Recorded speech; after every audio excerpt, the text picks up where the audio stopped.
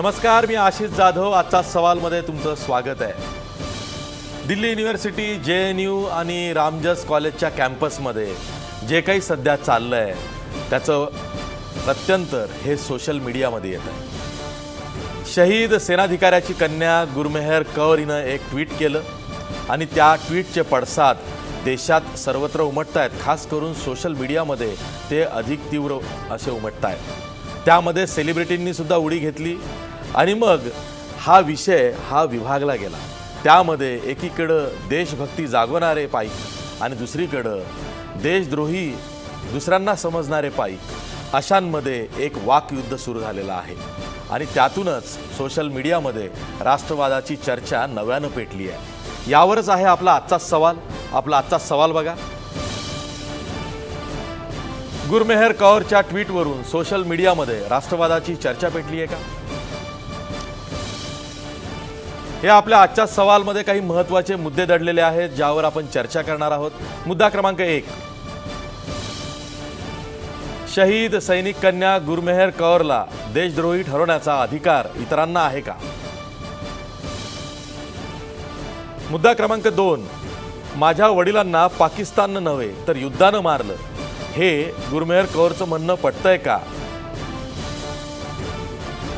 मुद्दा क्रमांक 3, गुरमेहर कौरचं मन कुणीतरी कलुषित केलंय, हा केंद्रीय गृहराज्यमंत्री किरण रिजिजू यांचा आरोप योग्य आहे का? शेवटचा मुद्दा, मुद्दा क्रमांक 4, सोशल मीडियावरच्या वादात उतरून सेलिब्रिटी टोल विकृतीला खतपाणी घालतायत का? टोल, ट्रोलिंग असे वेगवेगळे शब्द येत आहेत. नॅशनलिझम म्हणजे राष्ट्रवाद, देशद्रोही, देशभक्ती असेही शब्द नव्यानं चर्चेला येत आहेत आणि त्यावरनं नवनवे वाद होत आहेत. नव्या नव्या व्याख्या या शब्दांच्या त्याचा म्हणजे रतीब पाडला जातो आहे, जो तो आपल्या मनाप्रमाणे, आपल्या विचारसरणीप्रमाणे या प्रत्येक शब्दाची व्याख्या करतो आहे. आणि त्यामुळंच वातावरण एक प्रकारचं कलुषित होतं आहे. सोशल मीडियावरती सध्या जर का तुम्ही जाल, ट्विटर असेल, फेसबुक असेल, इथं बघाल आणि तुम्ही गुरमेहर कौर हे 2 शब्द जर का टाईप केले तर तुम्हाला काय चाललं आहे याची प्रचिती येईल. मी या चर्चेला सुरुवात करणार आहे, पण त्याआधी आपल्या पाहुण्यांची ओळख करून घेऊया. आपल्या स्टुडिओमध्ये आहेत पत्रकार आशिष दीक्षित. द क्विंट या वेबसाईटच्या, या वेब पोर्टलचे ते पत्रकार आहेत. आपल्यासोबत आहेत देवेंद्र पै, हे राईट विंग ॲक्टिव्हिस्ट आहेत. म्हणजे ट्विटर आणि फेसबुकवरती उजव्या विचारसरणीचे पाईक ते आहेत आणि त्यानुसार ते त्यांची मतं ट्विटरवर, फेसबुकवर मांडतात. आपल्यासोबत स्टुडिओमध्ये आयसा ही डावी संघटना आहे विद्यार्थ्यांची, त्याचे राष्ट्रीय कार्यकारी सदस्य आहेत धनंजय कानगुडे. आपल्यासोबत पुण्याहून आहेत सामाजिक कार्यकर्ते विश्वंभर चौधरी आणि थोड्याच वेळात आपल्यासोबत भाजपचे प्रवक्ते, एकेकाळचे ABVPचे सदस्य केशव उपाध्ये सुद्धा आहेत. मी या चर्चेला सुरुवात करतोय आशिष दीक्षित तुझ्यापासून. मला ना सामान्य प्रेक्षकांना हे सांगायचं आहे की ट्रोल म्हणजे काय, ट्रोलिंग म्हणजे काय आणि ट्रोलिंगमधून नेमकं काय घडतंय आणि सोशल मीडियावरती टोल विकृतीनं उच्छाद मांडलाय असं जेव्हा म्हटलं जातं, नेमकं काय होतं? खूप महत्त्वाचा विषय, कारण हल्ली सोशल मीडियावरच आपण जास्त असतो. म्हणजे एकमेकांशी असा संवाद साधण्यापेक्षा सोशल मीडियावरून होतो. फेसबुक, ट्विटर, इंस्टाग्राम वगैरे या सगळी सोशल माध्यमं आता आली आहेत. पण ट्रोलिंग हा प्रकार सगळ्यात जास्त ट्विटरवर होतो. मुळात ट्रोलिंग म्हणजे काय, तर एखाद्या मोठ्या नेत्याला किंवा अभिनेत्याला त्याच्यावरती जाऊन टीका करणं, त्याचा जाऊन अपमान करणं, वाटेल ते म्हणणं आणि पळून जाणं. आणि त्याच्यामध्ये स्वतःचं नावही देण्याची गरज नसते, कारण की मी कोणत्याही नावाने स्वतःचं ट्विटर अकाउंट सुरू करू शकतो. आणि ते ट्विटर अकाउंट सुरू केल्यानंतर मला जर समजा वाटलं की अमिताभ बच्चनने चांगली ॲक्टिंग नाही केली, तर मी जाणार अमिताभ बच्चनच्या अकाउंटवर काहीतरी ना त्याला टपली मारणार आणि पळून येणार. ते याला ट्रोलिंग म्हणायचं. आता ट्रोलिंग का शक्य होतं, कारण की तिथे तुम्हाला स्वतःचं खरं नाव देण्याची गरजच नाही. तुम्ही कोणत्याही नावाने किती अकाउंट उघडा आणि वाटेल त्याला टपल्या मारा आणि पळून जा. हे सुरू झालं भारतामध्ये. सोशल मीडिया सुरू झाल्यानंतर मुळात ट्रोलिंग हा प्रकार खूप मोठ्या प्रमाणात आला.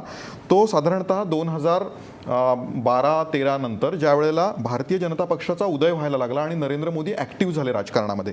कारण उजव्या विचारसरणीचे जे नरेंद्र मोदींचे पाठीराखे होते, त्यांना असं वाटत होतं की ट्रेडिशनल मीडिया जो आहे, जो पारंपरिक मीडिया आहे, तो खूप काँग्रेस धार्जिणा आहे आणि त्यांना हे अतिशय मनापासून वाटत होतं की हे सगळे काँग्रेस धार्जिणे आहेत आणि यांच्यावरती हल्ला चढवायला हवा आणि तो आपणच चढवायला हवा. आणि याला अप्रत्यक्षपणे मोदींनी खतपाणी असं घातलं की हे हल्ला करणारे जे लोक आहेत किंवा विचित्र भाषेत बोलणारे जे लोक आहेत त्यातल्या अनेक जणांना आजही पंतप्रधान स्वतःच्या पर्सनल अकाउंटवरनं फॉलो करतात. त्यामुळे मग ही सगळी मंडळी पत्रकारांवरती, अभिनेत्यांवरती तुटून पडू लागली. आता यामध्ये फक्त भाजप आहे का, तर अजिबात नाही. मग नंतर आम आदमी पार्टी दिल्लीमध्ये जन्माला आली आणि त्यांनी स्वतःची अशी एक फौज तयार केली आणि त्यामुळे आता दिल्लीमध्ये तरी भाजप विरुद्ध आम आदमी पार्टी अशी ट्रोल्सची एकमेकांमध्ये स्पर्धा सुरू असते. हळूहळू काँग्रेस, राष्ट्रवादी, शिवसेना ह्या सगळ्या पार्ट्या जाग्या होत आहेत आणि ते पण आता हळूहळू या प्रक्रियेमध्ये आता काही मराठी ट्रोल पण आले. अगदी मराठा आरक्षणानंतर मराठा ट्रोल्स सुद्धा आलेत आणि ते फेसबुकवरती खूप मोठ्या प्रमाणात आले. म्हणजे थोडक्यात काय, आपल्याला न पटणारी गोष्ट कोणी बोलली की आर्ग्युमेंट नाही करायचं, त्याला वाटेल तसा शिवीगाळ करायचा, धमक्या द्यायच्या आणि पळून जायचं. हे मोठ्या प्रमाणात आत्ता सगळीकडे होताना दिसतंय. आणि आत्ता आपण जे पाहतोय की ती एक 20 वर्षांची मुलगी आहे, तिला सुद्धा थेट रेप थ्रेट्स म्हणजे बलात्काराच्या धमक्या दिल्या, मारून टाकण्याच्या धमक्या दिल्या. ही माणसं कोण आहे, त्यांना पकडण्यात अजूनपर्यंत पोलिसांनाही काही म्हणजे इतक्या जणांना रेप थ्रेट्स दिल्या गेल्या ट्विटरवरून, फेसबुकवरून, यांना पकडण्यामध्ये पोलिसांनाही काही फारसं यश येत नाही कारण की आपल्याकडचे कायदे पण कमकुवत आहेत त्या बाबतीत. धनंजय, दिल्लीच्या रामजस कॉलेजमध्ये शैला राशीद आणि उमर खालिद या दोघांचं व्याख्यान होतं, ते रद्द झालं आणि ती रद्द करावी अशी मागणी ABVPनं केली. आणि त्यानंतर गुरमेहर कौरनं एक ट्विट केलं. तिनं ट्विट करताना तिचा फोटो हा पब्लिश केला, पोस्ट केला आणि त्यावरती तिनं सांगितलं की मी ABVPच्या भीतीला किंवा दहशतीला भीक घालत नाही. आणि तिथून मग पुन्हा हे सगळं ट्रोलिंग, फेसबुक, ट्विटरवरती सगळं वॉर सुरू झालेलं आहे. तर झालेला प्रकार ठीक आहे, तो ABVP आणि डाव्या चळवळीच्या ज्या संघटना आहेत, विद्यार्थी संघटना, त्यांच्यामध्ये जे काही वाकयुद्ध झालं त्यावरनं असेल. पण जी वैचारिक लढाई सुरू झाली ती आता सोशल मीडियात आलेली आहे. ती सोशल मीडियात तर आहेच आहे, पण ती ॲक्च्युअल ग्राउंडवर सुद्धा दिसते. म्हणजे कॉलेजेसच्या कॅम्पसेसमध्ये ती लढाई दिसते आहे. तर याला जबाबदार कोण? म्हणजे ABVPला जबाबदार तुम्ही धरणार, ते तुम्हाला धरतायत, पण अजूनही हे थांबत नाही. याला जबाबदार कोण? आपण एका लोकशाही व्यवस्थेत राहतो आणि प्रत्येकाला एक स्वतंत्र मेंदू आहे, त्यांचे स्वतःचे स्वतंत्र विचार आहेत आणि प्रत्येकाला एक स्पेस इथं असायला पाहिजे की मला काय वाटतं, मला व्यक्त व्हायचं आहे, मी काय विचार करतो ते व्यक्त करण्याचा मला अधिकार आहे की नाही. लोकशाही तर आहे. आणि हा फक्त गुरमेहर कौरचाच विषय नाही आहे आणि ABVPने अडवलं हाच फक्त विषय नाही आहे. विषय मुळात हा आहे की प्रत्येकाला, अगदी ABVPच्या लोकांनासुद्धा त्यांची मतं लोकशाही प्लॅटफॉर्मवर मांडायचा पूर्ण अधिकार आहे आणि त्यांनाही कुणी अडवलं तर आपण त्याचा विरोधच करू. पण गेल्या काही वर्षात काय दिसतंय की जे कुणी लिबरल लोक किंवा कुणीही असू देत, जे भारतीय जनता पार्टी, RSS किंवा ABVPच्या विचारधारेच्या विरोधात मत व्यक्त करतील त्यांना सरळ सरळ त्या मुली असतील तर रेपच्या धमक्या द्यायच्या किंवा जीवे मारण्याच्या धमक्या द्यायच्या, पुरुष असतील तर वेगवेगळ्या प्रकारच्या धमक्या देऊन पळून जायचं ट्विटरवरून, जसं आत्ताच आशिष सरांनी सांगितलं. आणि त्यांना ह्याबाबत ताकद कशी मिळते की खुद्द प्रधानमंत्री असे ट्रोल करणाऱ्यांना फॉलो करतात. डेरेक ओब्रायन यांनी जे हाऊसमध्ये सांगितलेलं आहे, म्हणजे ह्या लोकांनी इतकी पातळी गाठलेली आहे की बाबा ट्रोल करणाऱ्या लोकांना एक जो काही या लोकांचा नेता आहे तो फॉलो करतोय. आणि मग ह्यातून संदेश काय जातो ट्रोलर्सला की बाबा आपलं कोणी काही वाकडं करू शकत नाही. आपण तर म्हणजे यांचं संरक्षण आपल्याला मिळालेलं आहे सरकारचं आणि त्यामुळं लोकांना मिळालेली जी काही स्पेस आहे, डेमोक्रेटिक स्पेस आहे, लोकशाहीचा जो काही वाव आहे तो नाहीसा करण्याचा प्रयत्न ABVP आणि तत्सम संघटनांकडून केला जातो आहे. पण त्याला गुरमेहरसारखे किंवा आणखी डाव्या विचाराचे विद्यार्थी भीक घालत नाहीत, घाबरत नाहीत. ती स्पेस आम्ही वाचवण्याचा पूर्ण प्रयत्न करू आणि ABVPला यात म्हणजे यश मिळू देणार नाही. बरं ठीक आहे, आपण आता ABVPचा विषय करत नाही आहोत. देवेंद्र, प्रश्न असा आहे, गुरमेहरनं एक ट्विट केलेलं आहे, ते खूप महत्त्वाचं आहे आणि त्यावरनंच खऱ्या अर्थानं वैचारिक दरी ही निर्माण झालेली आहे, सेलिब्रिटीजमध्ये म्हणा किंवा समाजामध्ये म्हणा. तिचं ट्विट काय होतं? माझ्या वडिलांना पाकिस्ताननं नव्हे तर युद्धानं मारलं.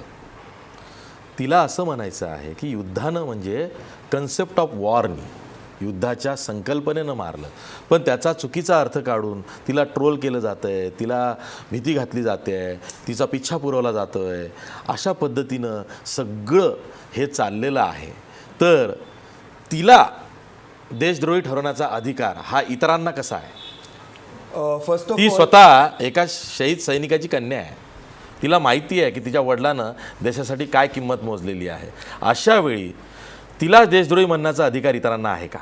तिला देशद्रोही म्हणण्याचा अधिकार कोणालाच नाही आणि कोणी म्हणतही नाही आहे. तिच्या वडिलांनी जी सुप्रीम सॅक्रिफाईस केली आहे त्यासाठी माझीही वंदन आहे आणि सगळ्यांचीच वंदन आहे. त्याच्यावरती कोणी प्रश्न क्रिएट नाही करत आहे. प्रश्न कुठे उठतोय तो जर तुम्ही पूर्ण व्हिडिओ बघितला, त्या व्हिडिओमध्ये तिने म्हटलेलं आहे की भारत सरकार आणि पाकिस्तान सरकार हे इक्वली रिस्पॉन्सिबल आहे वॉरसाठी. आता प्रेक्षकांनाच विचारा, भारत सरकार पाकिस्तान सरकार इक्वली रिस्पॉन्सिबल आहे वॉरसाठी. ती म्हणतीये, जे फॅक्च्युअली इनकरेक्ट आहे, कारगिलमध्ये तिच्या वडिलांचा मृत्यू झाला नाही, इरिस्पेक्टिव्ह जिकडेही झाला, अमरनाथ यात्राच्या पिलग्रिम्सना प्रोटेक्ट करताना तिच्या वडिलांचा मृत्यू झाला. पण मृत्यू कोणामुळे झाला? पाकिस्तानमुळे झाला. तो काही युद्ध होता का? भारताने युद्ध डिक्लेअर केला होता का? तिचे वडील संरक्षण करत होते. आपण ॲज अन इंडियन, मी त्याच्या लॉजिकवरती पण प्रश्नचिन्ह प्रोड्यूस नाही करू शकत का?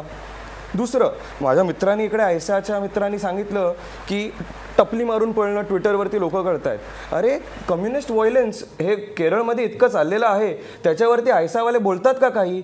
आज शाझिया इल्मीला एका कॉलेजमध्ये अलाव नाही केलं. तो विषय आपण नंतर डिस्कस करू, कारण तो याच्याशी जोडणं योग्य आहे. पण माझ्या मित्रांनी इकडे सांगितलं, we stand up for freedom of speech for everyone. शाझियाचा विषय हा या विषयाशी जोडणं योग्य आहे का?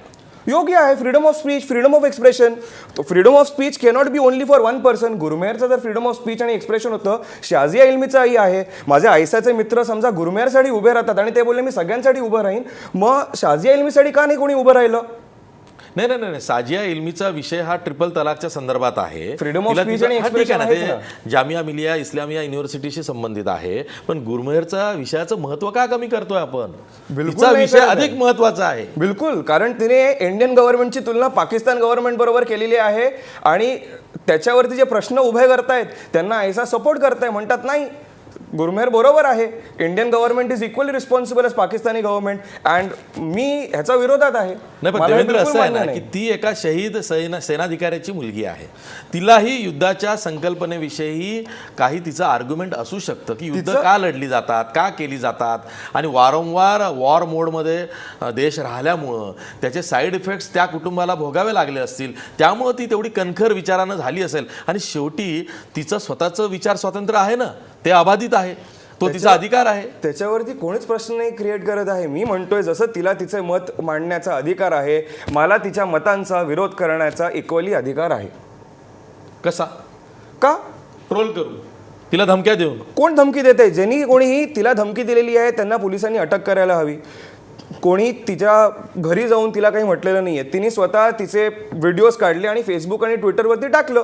आता फेसबुक आणि ट्विटरवरती स्वतः मी काही मतं टाकतोय तर माझ्या मतांचा विरोध होणार. बरखादतनी मला शिव्या घातल्यात, मला इडियट म्हटलंय. हे पत्रकार आहे ना, तिने मला ट्रोल नाही केलं बरखादतनी. का?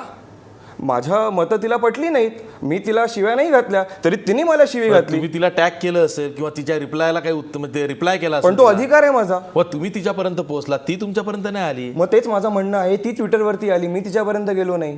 गुरमेहरचंही ती ट्विटरवरती आली. पण समोरचा तो धमकी देतो, तो तिच्या रिप्लायला धमकी देतो. नाही नाही, धमकी देणं आणि एक्सप्रेशन देणं समोरच्याची धमकी कधी येते? तुम्ही एखादं ट्विट केलं, त्याला त्यांनी रिकोट करताना, फॉर एक्झाम्पल आता माझ्या देशाबद्दल कोणी लिहितंय, माझ्या सरकारबद्दल कोणी लिहितंय, मला वाटतं काही, आणि मी त्याला टॅग करून त्याचं उत्तर देणार. माझ्या आईबद्दल कोणीतरी म्हटलंय ना, माझ्या भारतमातेबद्दल कोणतरी म्हटलंय, सो मला अधिकार आहे उत्तर देण्याचा. व्याख्या वेगळ्या असतील, तिला अधिकार आहे ना तिला व्याख्या ठेवण्याचा. संकल्पना खूप तिची ब्रॉड असेल, व्यापक असेल.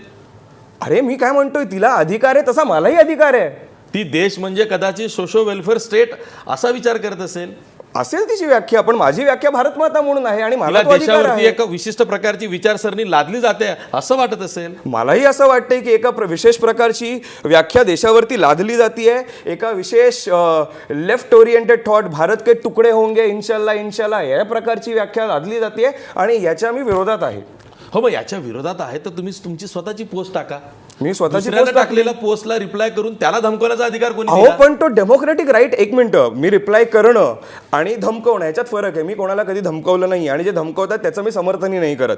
दुसरं, ट्विटर प्लॅटफॉर्मच तसा आहे. अहो तुम्ही स्वतः म्हटलंय ना, hashtag ट्विटर म्हणजे ला काय reply करा. आखाडा नाहीये. या आखाड्यात आल्यावरती कुस्ती केलीच पाहिजे असं काही नाहीये. अहो पण ट्विटरवरती असं पण नाहीये ना, समोरच्यांनी मतं मांडले तर मी गुपचूप बसायला हवं. मला वाटतं वैचारिक विरोध करायला हवं, मी वैचारिक विरोध केला.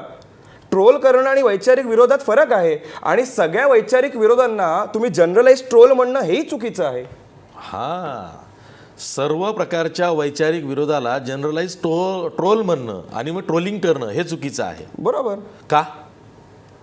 कारण तुम्ही कोणाची खिल्ली उडवू नका पर्सनली. मी परत म्हणतोय, वैचारिक विरोध करा. आणि मी वैचारिक विरोध केला, मला तिचे मतं पटली नाहीत, मी त्या मतांवरती क्वेश्चन मार्क ठेवलं. तिला समजा त्याचं उत्तर द्यायचं, ती आन्सर करेल. आणि हा माझा इंडिपेंडंट राईट आहे, डेमोक्रेटिक राईट आहे, तो तिचाही डेमोक्रेटिक राईट आहे. विचाराची लढाई ही विचारानं लढायची असते. बरोबर. धमक्या देऊन नाही लढायची. पण धमक्या कोणी दिल्यात?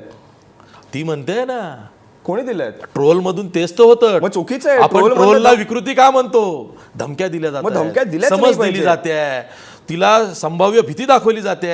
अशा प्रकारचं हे ट्रोलिंग असतं. बरोबर आहे. म्हणून ज्या कोणी ट्रोलिंग केलंय आणि ज्या कोणी, म्हणजे ट्रोलिंग करणं आणि धमकी देणं परत वेगळं हा. आहे. ट्रोलिंग करणं म्हणजे मस्करी करणं, त्याचा अधिकार आहे, परत त्याच्यावरती प्रश्न नाही. धमकी देणं चुकीचं आहे आणि रेप थ्रेट देणं अजूनही चुकीचं आहे. हा. म्हणून ज्या कोणी दिलेल्या आहेत त्या पोलिसांनी, होम मिनिस्ट्रीनी सर्च करायला हवं, त्यांना पकडायला हवं. तो खरा अकाउंट होता, फेक अकाउंट होता आणि जो कोणी केलेला आहे त्याला जेलमध्ये टाकायला हवं. प्रश्न हाच तर प्रश्न आहे. मी केशव उपाध्यायांकडे जातो. केशव उपाध्याय, जेव्हा गुरमेहर कौरचं हे ट्विटचं प्रकरण गाजलं, त्यातनं वाकयुद्ध सुरू झालं, सोशल मीडियावरती ट्रोल विकृतीनं उच्छाद मांडला, त्यानंतर काल काँग्रेसचे नेते, माजी केंद्रीय गृहमंत्री पी चिदंबरम असं म्हणाले की पोलिसांनी या गुरमेहरच्या याची प्रकरणाची दखल तर घ्यावं, कोणावर तरी गुन्हा तर दाखल करावा. आणि त्यानंतर पोलिसांनी दखल घेतली. तेच दिल्लीचे मुख्यमंत्री अरविंद केजरीवाल म्हणाले की तिच्या बचावासाठी कोणीतरी पुढे या, तिला असं अगदी वारावर सोडून तिला टार्गेट केलं जातंय तरी सरकार बघ्याची भूमिका घेतंय. त्याच वेळी केंद्रीय गृहराज्यमंत्री किरण रिजिजू हे काहीतरी वेगळीच थेअरी मांडतायत. ते म्हणतात या आशिष बोलू मुलीचं मन कलुषित केलं गेलंय. केशव उपाध्याय, आशिष बोलू का मी? हो तेच तुमचा प्रश्न झाला, आता बोला. बोलू का? माझा आवाज पोचतोय का? हो हो, प्रश्न पोहोचला असेल तर उत्तर द्या. असं आहे की मगाशी आमचे मित्र आशिष दीक्षित हे सांगत होते ट्रोल म्हणजे काय वगैरे वगैरे वगैरे. कदाचित प्रेक्षकांना ते किती कळालं असेल मला माहिती नाही, पण ज्या पद्धतीने देवेंद्र पैना तिथे तुम्ही ज्या पद्धतीने ग्रिल करत होतात, यालाच ट्रोल करणं असं म्हणतात. कारण त्यांना त्यांची मतं तुम्ही मांडू देत नव्हतात किंवा त्यांच्या मताशी तुम्ही सहमत होत नव्हतात. मुळात असं आहे की मुळात पहिला एक आशिष दीक्षितने एक मुद्दा मांडला की टपली मारायची आणि पळून जायचं. मी डेमॉन्स्ट्रेशन देत होतो, मला हे कळलं नाही. हा एक्झॅक्टली. त्यामुळे आता ट्विटरवर पळून कसं तर ते मला कळलं नाही. म्हणजे हे काय कबड्डीचं मैदान आहे का, ये आणि थाप मारे पळून जा, असं नसतं ना. त्यामुळे आपण म्हणजे फॅक्च्युअली असं होऊ शकत नाही. त्याला तुम्ही जे कोणी ट्रोल करताय त्याला तुम्ही उलट उत्तर देऊ शकता तिथे. आता ते म्हणतील की असे काय गुप्त अकाउंट असतात, काय ते नावं माहीत नसतात, काय छुपे अकाउंट असतात. त्याची मुळामध्ये आता मूळ विषयावरती जे तुम्ही आता म्हणाल, गुरमीत कौरचा जो विषय, आता तुमचा जो विषय सुरू आहे की पोलिसांनी दखल घेतली पाहिजे, काहीतरी धमक्या दिल्या पाहिजेत. एक लक्षात घ्या, अशा प्रकारे बलात्काराची किंवा अन्य कुठल्याही प्रकारची धमकी देणं, ती कुठल्याही विचारांची असो, कुठल्याही धर्माची असो, कुठल्याही विषयाची असो, तिला ते निषेधार्ह आहे. त्याच्यावर कारवाई झाली पाहिजे. या मताचा मी आहे. जातीला जी कोणी अशा प्रकारची धमकी दिली असेल त्याचा निषेध मी तर करतो, पहिला मुद्दा. दुसरा मुद्दा, पोलिसांनी दखल घेतली पाहिजे. मुळात या घटनेच्या मूळ समजून घेऊया, पण मग या विषयाकडे पुढे सरकूया. हा विषय झाला कुठून आशिष सुरू? त्या एका कॉलेजमध्ये तो काय एका कॉन्फरन्स ठेवली गेली, तो प्रस्ताव चर्चा ठरवली गेली. आता त्या कॉलेजमध्ये विद्यार्थी परिषदेचा काहीही संबंध नाही. त्या कॉलेजमध्ये जो इलेक्टेड निवडून आलेला तिथला लोकप्रतिनिधी आहे, त्या लोकप्रतिनिधींनी त्या कॉन्फरन्सला, ती जी चर्चा, ते काय डिस्कशन, ते जे काय संमेलन ठेवलं होतं त्याला विरोध केला. पहिल्यांदा त्यांनी प्राचार्याकडे परवानगी मागितली. प्राचार्याने जाऊन सांगितलं की या प्रकारचं चर्चेला हरकत नाही, पण ती जी दोन नावं होती, खालिद आणि आणखीन एक नाव, या दोघांना येता कामा नये, यांच्यावर गुन्हे दाखल आहेत, ह्यांचा इथे चर्चा होता कामा नये. हे सगळं झाल्यानंतर कॉलेजनी ती परवानगी नाकारली.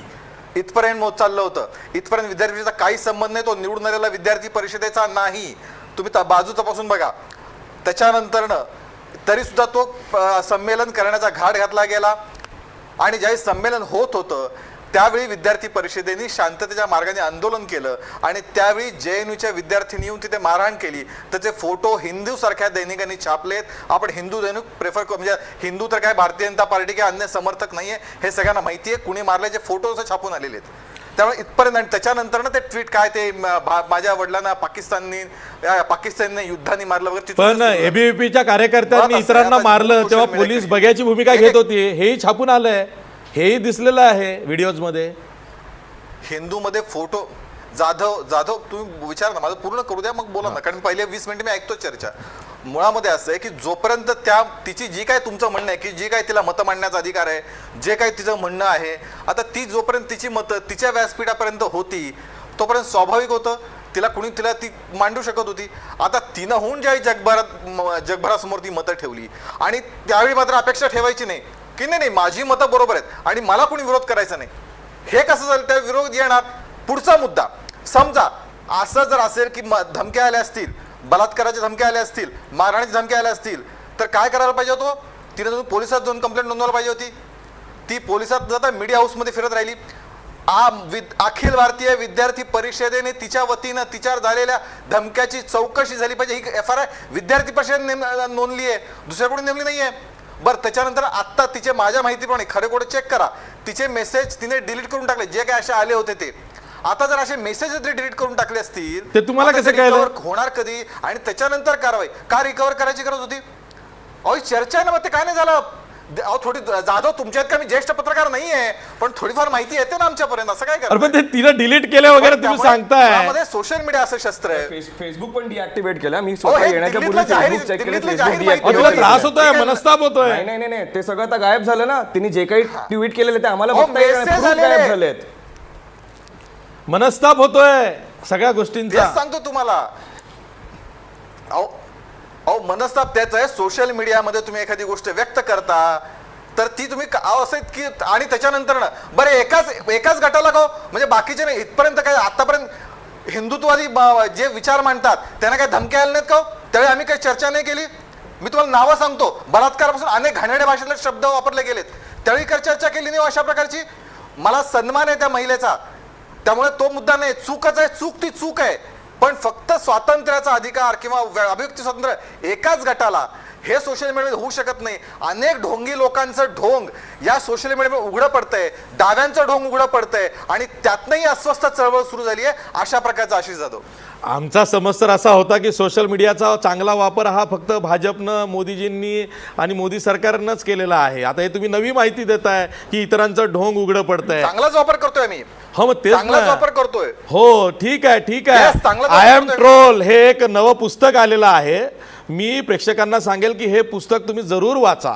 यामध्ये सगळं कळेल की कशा पद्धतीनं सोशल मीडियाचा वापर केला गेला आणि त्यातनं काय काय पेटवलं गेलं. आता तर केवळ राष्ट्रवादाचीच चर्चा पेटलेली आहे सोशल मीडियावरती. आय एम ट्रोल वाचल्यावरती स्वाती चतुर्वेदीचं पुस्तक तर मग कळतं की काय काय जाणीवपूर्वक पेटवलं गेलं आणि त्याचेच हे वाईट परिणाम सध्या हे सोशल मीडियामध्ये आपण पाहतो आहोत.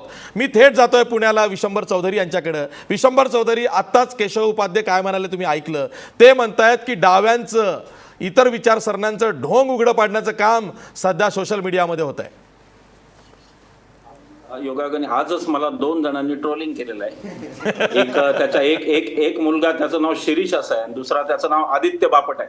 मी काही त्या ट्रोलची लपवलेली नाही, ही त्यांची खरी आयडेंटिटी. आदित्य बापट नावाचा मुलगा आणि शिरीष त्याचं आडनाव व्यवहार किंवा असं काहीतरी. आणि त्यांचं असं म्हणणं आहे की विश्वंभर चौधरीची त्याच्याकडे जाऊन सुनता केली पाहिजे. विश्वंभर चौधरीची त्याच्याकडे जाऊन सुनता केली पाहिजे. आता हे ट्रोलिंग कुठून येते माहितीये का? की यांची जी विचारसरणी आहे तिच्यामध्ये माणूस गेला की त्याची बुद्धीची नसबंदी पहिल्यांदा करतात आणि बुद्धीची नस तोडून टाकतात इतर शरीरापासून. त्यामुळे तो काय बोलतो तो जनावर की माणूस आहे त्याला कळत नाही. हा ट्रोलिंगचा आजचा ताजा अनुभव आहे. दुपारी 3 वाजताचा मी अजून स्क्रीनशॉट ठेवलेत.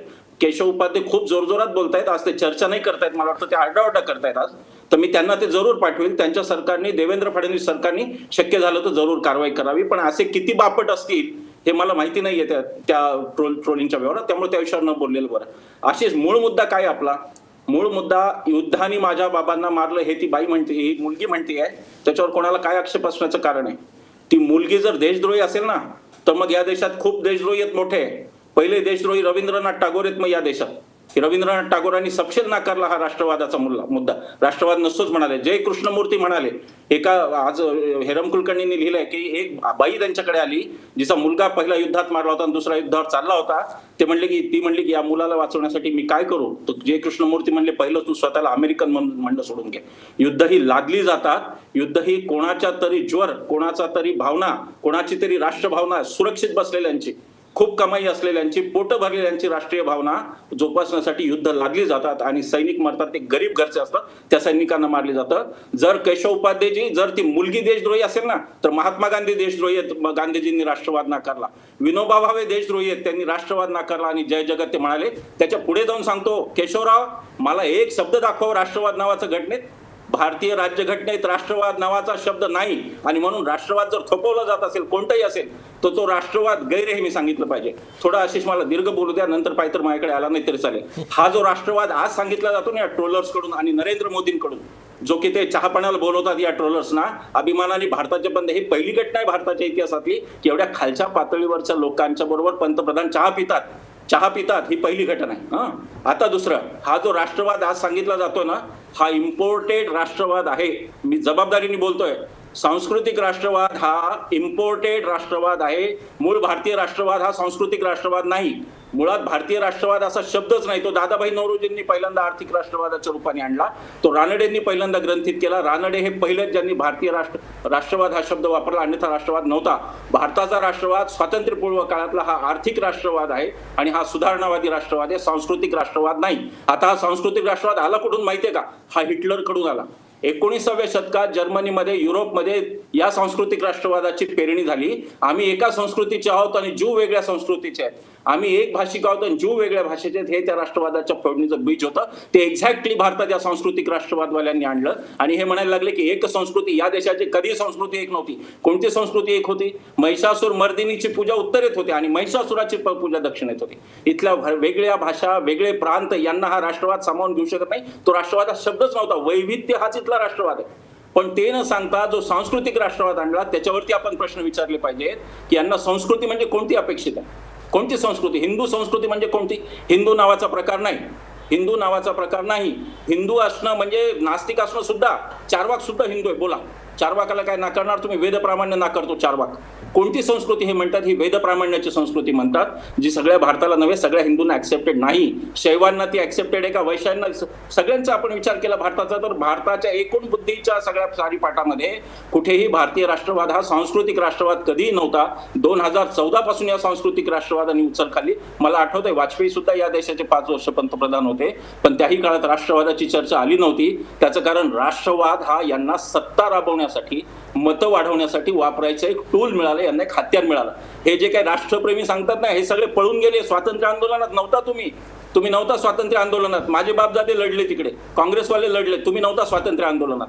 त्यामुळे भाई वैद्य एकदा पुण्यात कॅटेगोरिकली म्हणाले, मी ते एका स्टेजवर होतो, भाई वैद्य म्हणाले की गंमत अशी आहे की मी जेव्हा भारत माता की जय म्हणत होतो, मी जेव्हा 42 साली भारत माता की जय म्हणत होतो, तेव्हा हे लोक मला सांगत होते की म्हणू नका भारत माता की जय, घरी जा, पोलीस तुम्हाला पकडतील.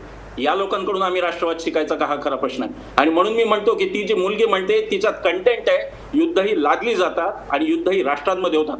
पाकिस्तानी नागरिक आणि भारतीय नागरिक यांच्यात युद्ध होत नाही. आणि म्हणून यांना जी देशप्रेमाची आच आहे ना, त्यांनी सैन्यात तिथं जावं आणि सैन्यात लढावं. तिथं जायची तयारी नसते, परंतु हे फक्त एका क्लिकवर चालतं. आता कोणीतरी मला वाटतं तिथे देवेंद्र पै सांगत होते की ट्रोलिंग सगळ्यांना होतं वगैरे. ट्रोलिंग होतं ना, ट्रोलिंग काय, आम्ही तर खूपच मोठे शिकार आहोत. सगळ्यात मोठा कदाचित महाराष्ट्रातला शिकार मी इथे बसलेलो आहे तुमच्यासमोर. निखिल वागळे जे अनेक लोक आहेत ट्रोलचे शिकार झाले, आम्ही बघतो हे जवळून.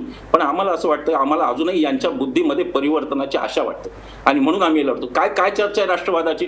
कोणता राष्ट्रवाद सांगा? सांस्कृतिक राष्ट्रवादाची 4 लक्षणं सांगा ना. आशिष, मी सांगतो. सांस्कृतिक राष्ट्रवादवाल्यांनी काय केलं? सांस्कृतिक राष्ट्रवादवाल्यांनी या देशाच्या ध्वजाला चॅलेंज केलं. ते म्हणले तिरंगा नाही, भगवा हा ध्वज. राष्ट्रध्वजाला यांनी चॅलेंज केलं. राष्ट्रगीताला यांनी चॅलेंज केलं. ते म्हणले वंदे मातरम हे राष्ट्रगीत, जनगणमन जे की भारताच्या घटनेत आहे. तर राष्ट्रगीताला चॅलेंज, राष्ट्रध्वजाला चॅलेंज, राष्ट्रपित्याची हत्या, असा हा सगळा तिन्ही मध्ये राष्ट्रद्रोह आणि आता यांचा राष्ट्रवाद उकळून आलाय. भारतीय राज्यघटनेत राष्ट्रवाद कुठे आहे? देवेंद्र पै मला दाखवा तुम्ही शब्द. भारतीय राज्यघटना राष्ट्रवाद मानत नाही. भारतीय राज्यघटना फक्त लोकशाही मानते आणि लोकशाही आणि राष्ट्रवाद या विरोधी संकल्पना आहेत. कारण लोकशाहीमध्ये नागरिकाचं स्वातंत्र्य अपेक्षित आहे. राष्ट्र म्हणून सरकारच्या मागे त्याला जोडणं अपेक्षित नाही. देवेंद्र पै लक्षात ठेवा, there is a difference between the state and the government. Listen to it. There is a difference between a state and government. We should be loyal to state. We should not be loyal to government. It is not necessary. जर सरकारची loyal राहणं ही जर राष्ट्रवादाची व्याख्या असेल तर देशात विरोधी पक्षच राहणार नाही. त्यांनाही सरकारची लॉयल्टी ठेवायला लागेल. तेव्हा आपण काय बोलतो, काय करतो याचा निदान विचार यांनी करावा अशी आमची अपेक्षा. आम्हाला अपेक्षाही सुधारतील. विनोबांनी जय जगत म्हणून राष्ट्रवाद नाकारलेला आहे. भारतीय परंपरेत ज्ञानेश्वरांनी हे विश्वाचे माझे घर म्हटलं. ज्या वेदांचा हे आधार घेतात की नाही, संस्कृती म्हणजे वेद असेल ना तुमच्या दृष्टीने, सांस्कृतिक राष्ट्रवाद जो नागपूरहून मांडला जातो त्याच्यात वेदाला स्थान आहे की नाही, तर ते वेद काय म्हणतात? आम्ही पृथ्वीचे पुत्र म्हणतात. वेद आम्ही भारताचे पुत्र म्हणत नाहीत, आम्ही पृथ्वीचे पुत्र म्हणतात. तेव्हा यांना सांस्कृतिक राष्ट्रवाद यांना शिकवून सांगण्याची गरज आहे. कोणीतरी हे ट्युशन लावण्याची गरज आहे. ते जोपर्यंत होत नाही तोपर्यंत यांचे जे सपोर्टर आहेत ते जे बसलेले आहेत तोपर्यंत ही मुलं निष्पाप मुलं आहेत याच्यावरची ट्रोलिंगवरची, त्या मुलांना अक्षरशः भयकवण्यात आलेलं आहे. त्या मुलांना काहीतरी चुकीचं सांगण्यात आलेलं आहे आणि म्हणून ते ट्रोलिंग करतात. मला त्या मुलांची दया येते. मी त्या मुलांवर केस करणार नाही, मला त्यांची करिअर बर्बाद करायची नाही, परंतु मला त्या मुलांची दया येते. पण त्या मुलांच्या मेंदूत भरवणारे जे कोणी आहेत त्यांचे मेंदू आपण कधी साफ करणार हा खरा प्रश्न आहे. त्यांचे मेंदू आपल्याला युक्तिवादाने आणि त्यांच्याबरोबर सतत चर्चा करून साफ केले पाहिजे. त्याबद्दल माझ्या मनात शंका नाही, कारण मेंदू साफ करण्याची त्यांची व्याख्या वेगळी आहे. ती आपल्याला दाभोलकर आणि कलबुर्गी आणि पानसरेंच्या आणि महात्मा गांधींच्या रूपाने समोर आली. आमची ती व्याख्या नाही. आम्ही मेंदू साफ करणं म्हणतो तेव्हा आम्ही मेंदू मधले विचार साफ करणं एवढंच आम्ही म्हणतो. ठीक आहे, तुम्ही ट्रोल्सला एक मोठी संधी देताय. तुमच्या मागे भरपूर ट्रोल्स लागणार आहेत हे आताच सांगावं लागतंय. मला माहिती आहे केशव उपाध्याय, देवेंद्र, तुम्हाला विशंभर चौधरींना उत्तरं द्यायची आहेत, पण ब्रेक नंतर ब्रेकवरही जावं लागणार आहे. ब्रेकवर जाता जाता आपला प्रश्न बघा. गुरमेहर कौरच्या ट्विटवरून सोशल मीडियामध्ये राष्ट्रवादाची चर्चा पेटली आहे का? 72% लोक म्हणतायत होय, गुरमेहर कौरच्या ट्विटवरून सोशल मीडियामध्येच नाही तर आजच्या सवालमध्ये सुद्धा राष्ट्रवादाची चर्चा पेटली आहे. पुन्हा भेटूया ब्रेकनंतर.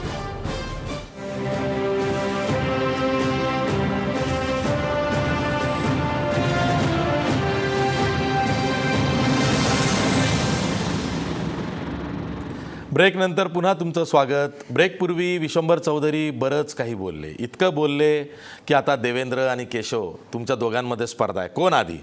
देवेंद्र. भरपूर बोलले ते आणि विषयांतर पण भरपूर होईल. पण मी एकच सांगेन की मला नाही वाटत कोणी जबरदस्ती करते गुरुमेहरवरती की तू हीच भूमिका मांडायला हवी. प्रश्न तिच्यावरती पण आहे की भारत के तुकडे होंगे हा राष्ट्रवाद आहे का तुम्ही इंडियन स्टेट, जे विश्वंभर चौधरीच बोलले, हा राष्ट्राबद्दल आपण बोलतच नाही आहोत. भारत के तुकडे होंगे हा भारत म्हणजे कोणता भारत? हा आपल्याला दिसतो भारत जॉग्राफिकली तोच भारत ना. आणि हे आपल्याला एक्सेप्टेबल आहे का? आणि बाबा ठीक आहे, एक्सेप्टेबल असेल, फ्रीडम ऑफ एक्सप्रेशन वगैरे काही असेल, पण माझ्याकडे फ्रीडम नाही आहे त्याचा विरोध करण्याचा. ती म्हणते की India and Pakistan both are equally responsible for war. ते तिला वाटत असेल पण मला नाही वाटत. मला वाटतं नाही बघा ना, नॉट पाकिस्तान किल्ड माय. काय म्हणायचं आहे की वॉर जेव्हा ती म्हणते की माझ्या वडिलांना पाकिस्ताननं नाही तर ते वॉर मध्ये मारले गेले. अग्रीड, पण कन्सेप्ट ऑफ वॉर हे कोण प्रमोट करतोय? हे भारत करतंय का ती पाकिस्तान व्यापक करतंय? अर्थानं म्हणते की ही जी कन्सेप्ट ऑफ वॉर आहे ती मला पटत नाही. हा बरोबर आहे, नाहक आपण युद्ध करतो आणि टॉम अँड जेरी सारखी युद्ध करतो. ते आम्हालाही पटत नाही कन्सेप्ट ऑफ वॉर, पण पटतंय कोणाला? पाकिस्तानला पटतंय. कोणी म्हटलेलं आहे की we will bleed India into 1000 cuts? हे पाकिस्तानने म्हटलेलं आहे. आणि one of that cut was an attack on the Amarnath pilgrims, ज्याच्यात तिचे वडील शहीद झाले. मग ह्याच्यावरती मी काही बोलणार नाही का? आशिष काय म्हणायचं? मला इथे म्हणायचं आहे की एकतर मुळात तिचं पर्सनल नुकसान झालंय, तिचे वडील वारले त्याच्यामध्ये, आणि त्यामुळे या गोष्टीचं गांभीर्य तिच्या एवढं कुणालाच नाही आहे. आपल्याला तर अजिबात नाही. आपण इथे मस्त AC स्टुडिओमध्ये बसून चर्चा करतोय आणि राष्ट्रवादाच्या गप्पा मारतोय. तिचे वडील बोलायला आपल्याला अधिकार आहे का? एक्झॅक्ट नाही, म्हणण्याचा अधिकार आहे. माझं म्हणणं आहे की तिच्याबद्दल आपण चर्चा करू शकतो, पण तिला जे वाटतंय ते जास्त महत्त्वाचं आहे. त्याच्या पुढे जाऊन मी म्हणतो, आज ती इथे नाही आहे चर्चेमध्ये, आपल्या इथे चर्चेमध्ये नाही आहे, पण ती 20 वर्षाची विद्यार्थिनी आहे आणि ती गेल्या 2 वर्षांपासून, मी तिच्याबद्दलची माहिती काढली, ती गेल्या 2 वर्षांपासून इंडो पाक पीससाठी प्रयत्न करते. म्हणजे भारत आणि पाकिस्तान यांच्यामध्ये सलोखा व्हावा, यांच्यामध्ये मैत्री व्हावी आणि युद्ध होऊन तिच्या वडिलांसारखे आणखीन सैनिक धारातीर्थी पडू नयेत दोन्ही बाजूचे, यासाठी ती प्रयत्न करते. आणि म्हणून मला वाटतं की त्या दृष्टीने तिचं हे वाक्य मला अगदी योग्य वाटतं की युद्धामध्ये माझे वडील गेले, पाकिस्तानमुळे नाही गेले. उद्वेगानं म्हणते. आणि नाही, आणि दुसरा मुद्दा असा आहे की याच्या पलीकडे जाऊन मला असं म्हणायचं आहे, जो आजच्या याचा विषय नाहीये पण तरी पण इथे आत्ता चर्चेत आला होता, म्हणून की ज्या वेळेला आपण पाकिस्तानला एकदम शत्रू म्हणून की आता याच्या विरुद्ध आपल्याला लढायचं आहे, मला असं वाटतं की एक्झॅक्टली हेच पाकिस्तानी बाजूला होते. ते पण भारताला असं, भारत हा एक खूप मोठा भयंकर, सगळे त्याच्यात जालिम लोक भरलेले आहेत आणि त्यांनी आपल्यावरती हल्ला ते कधी पण करणार आहेत. एक्झॅक्टली तसंच आपल्या इथे पण हे वातावरण निर्माण केलं होतं. दोघे एकमेकांना मोस्ट फेवर्ड नेशन म्हणतात आणि त्यांचा द्वेष करतात. नाही पण त्याच्यात फरक आहे ना हो. आपण कधी पाकिस्तानवरती हल्ला केला? मुद्दा हा की पाकिस्तानमध्ये काही चांगली माणसंच नाही आहेत का? आपण दोन्ही बाजूला surgical चांगली strike केलं की आता? आपण प्रश्न आता सर्जिकल स्ट्राईक केलं की आपण मुद्दा हा आहे, पाकिस्तान मान्य करतंय का आपण सर्जिकल स्ट्राईक दोन्ही केलं? बाजूला चांगली माणसं आहेत आणि मला असं वाटतं की तिचं वाक्य हे अगदी योग्य आहे की युद्धामध्ये तिचे वडील गेलेले आहेत, पाकिस्तानने तिचे वडील मारले नाहीत असं तिचं म्हणणं आहे. आणि मला युद्धात तिचे वडील गेलेच नाही, म्हणजे मूळ मी तेच म्हणतो, तुझे वडील गेले त्याचा मलाही दुःख आहे. ते युद्ध म्हणजे एक्झॅक्टली हा, असं exactly एकमेकांना तसं समोर युद्ध गोळ्या मारून नाही, युद्ध नाहीये. सीमेवर हे लढलेलं. छुपं युद्ध आहे, नाही, पण अशी- हे छुपं युद्ध आहे आणि दोन्ही बाजूने सुरू आहे. छुपं युद्ध कोण करतंय? दोन्ही बाजूने सुरू दोन्ही आहे. बाजूनी होत असेल. त्याच्यावरतीच माझी आपत्ती आहे ना. भारत नाही करत आहे, पाकिस्तान करत ही आहे. भारताची ऑफिशियल भूमिका आहे, पण हे वास्तव आहे की दोन्ही बाजूनी युद्ध केलं जातं. आपण किती टेरर अटॅक्स करतो तिकडे? आपण टेरर अटॅक्स करतो असं मी म्हणत नाही आणि पाकिस्तानची पण ऑफिशियल भूमिका आहे, ते टेरर आशिष, अरे अटॅक्स पण ते करतात, त्याचा प्रूफ आहे आपल्याकडे, बोला. एव्हिडन्स आहेत आपल्याकडे. केशव ऐका आशिषचं म्हणणं असं आहे की गुरमेर कौर ही पंजाबी आहे, पंजाब पासलाच लागून पाकिस्तानची बॉर्डर आहे, तिला ते जास्त कळतं की कन्सेप्ट ऑफ वॉर मधून काय होतंय इंडो पाकमध्ये, आणि त्या उद्वेगातून ती म्हणते की माझ्या वडिलांना पाकिस्ताननं नाही तर कन्सेप्ट ऑफ वॉरने मारलेला आहे आणि म्हणून भारत पाक सलोख्यासाठी मी प्रयत्न करते, आणि त्यातून ती उद्वेगानं म्हणते की थांबवा हे आम्हाला धमकावणं. केशव असं आहे, तिची भाबडी आशा किंवा एकूण सगळी काय अशा प्रकारचं, आता मी ढोंगीपणा म्हणणार नाही, कारण असा एक विचार, ढोंगीपणाचा विचार सातत्याने मांडला जातो, पण ठीक आहे, मी तिला असं म्हणून भाबडी आशाला नाव देतो त्याला मी. अशी भाबडी आशा बाळगणारी लोक आहे, पण वस्तुस्थिती काय आहे? जे युद्ध मगापासून देवेंद्र सांगण्याचा प्रयत्न करतोय की युद्ध भारताची इच्छा असो नसो, आज भारताला ते युद्ध लढावं लागतंय, ही वस्तुस्थिती आहे ना. भारताची काही इच्छा आहे का युद्ध लढण्याची? भारताची अजिबात नाहीये. भारत भारताच्या प्रश्नांमध्ये काम करतोय, त्याच्या विकास करण्याचा प्रयत्न करतोय, पण भारताला त्या युद्धाला सामोरं जावं लागतंय, ही वस्तुस्थिती आहे. आता युद्ध लादतंय कोण? पाकिस्तान लादतंय, ही पण वस्तुस्थिती आहे. दहशतवादाच्या मार्गाने असेल, अन्य मार्गाने असेल, आणि त्यातनं या गोष्टी घडतायत.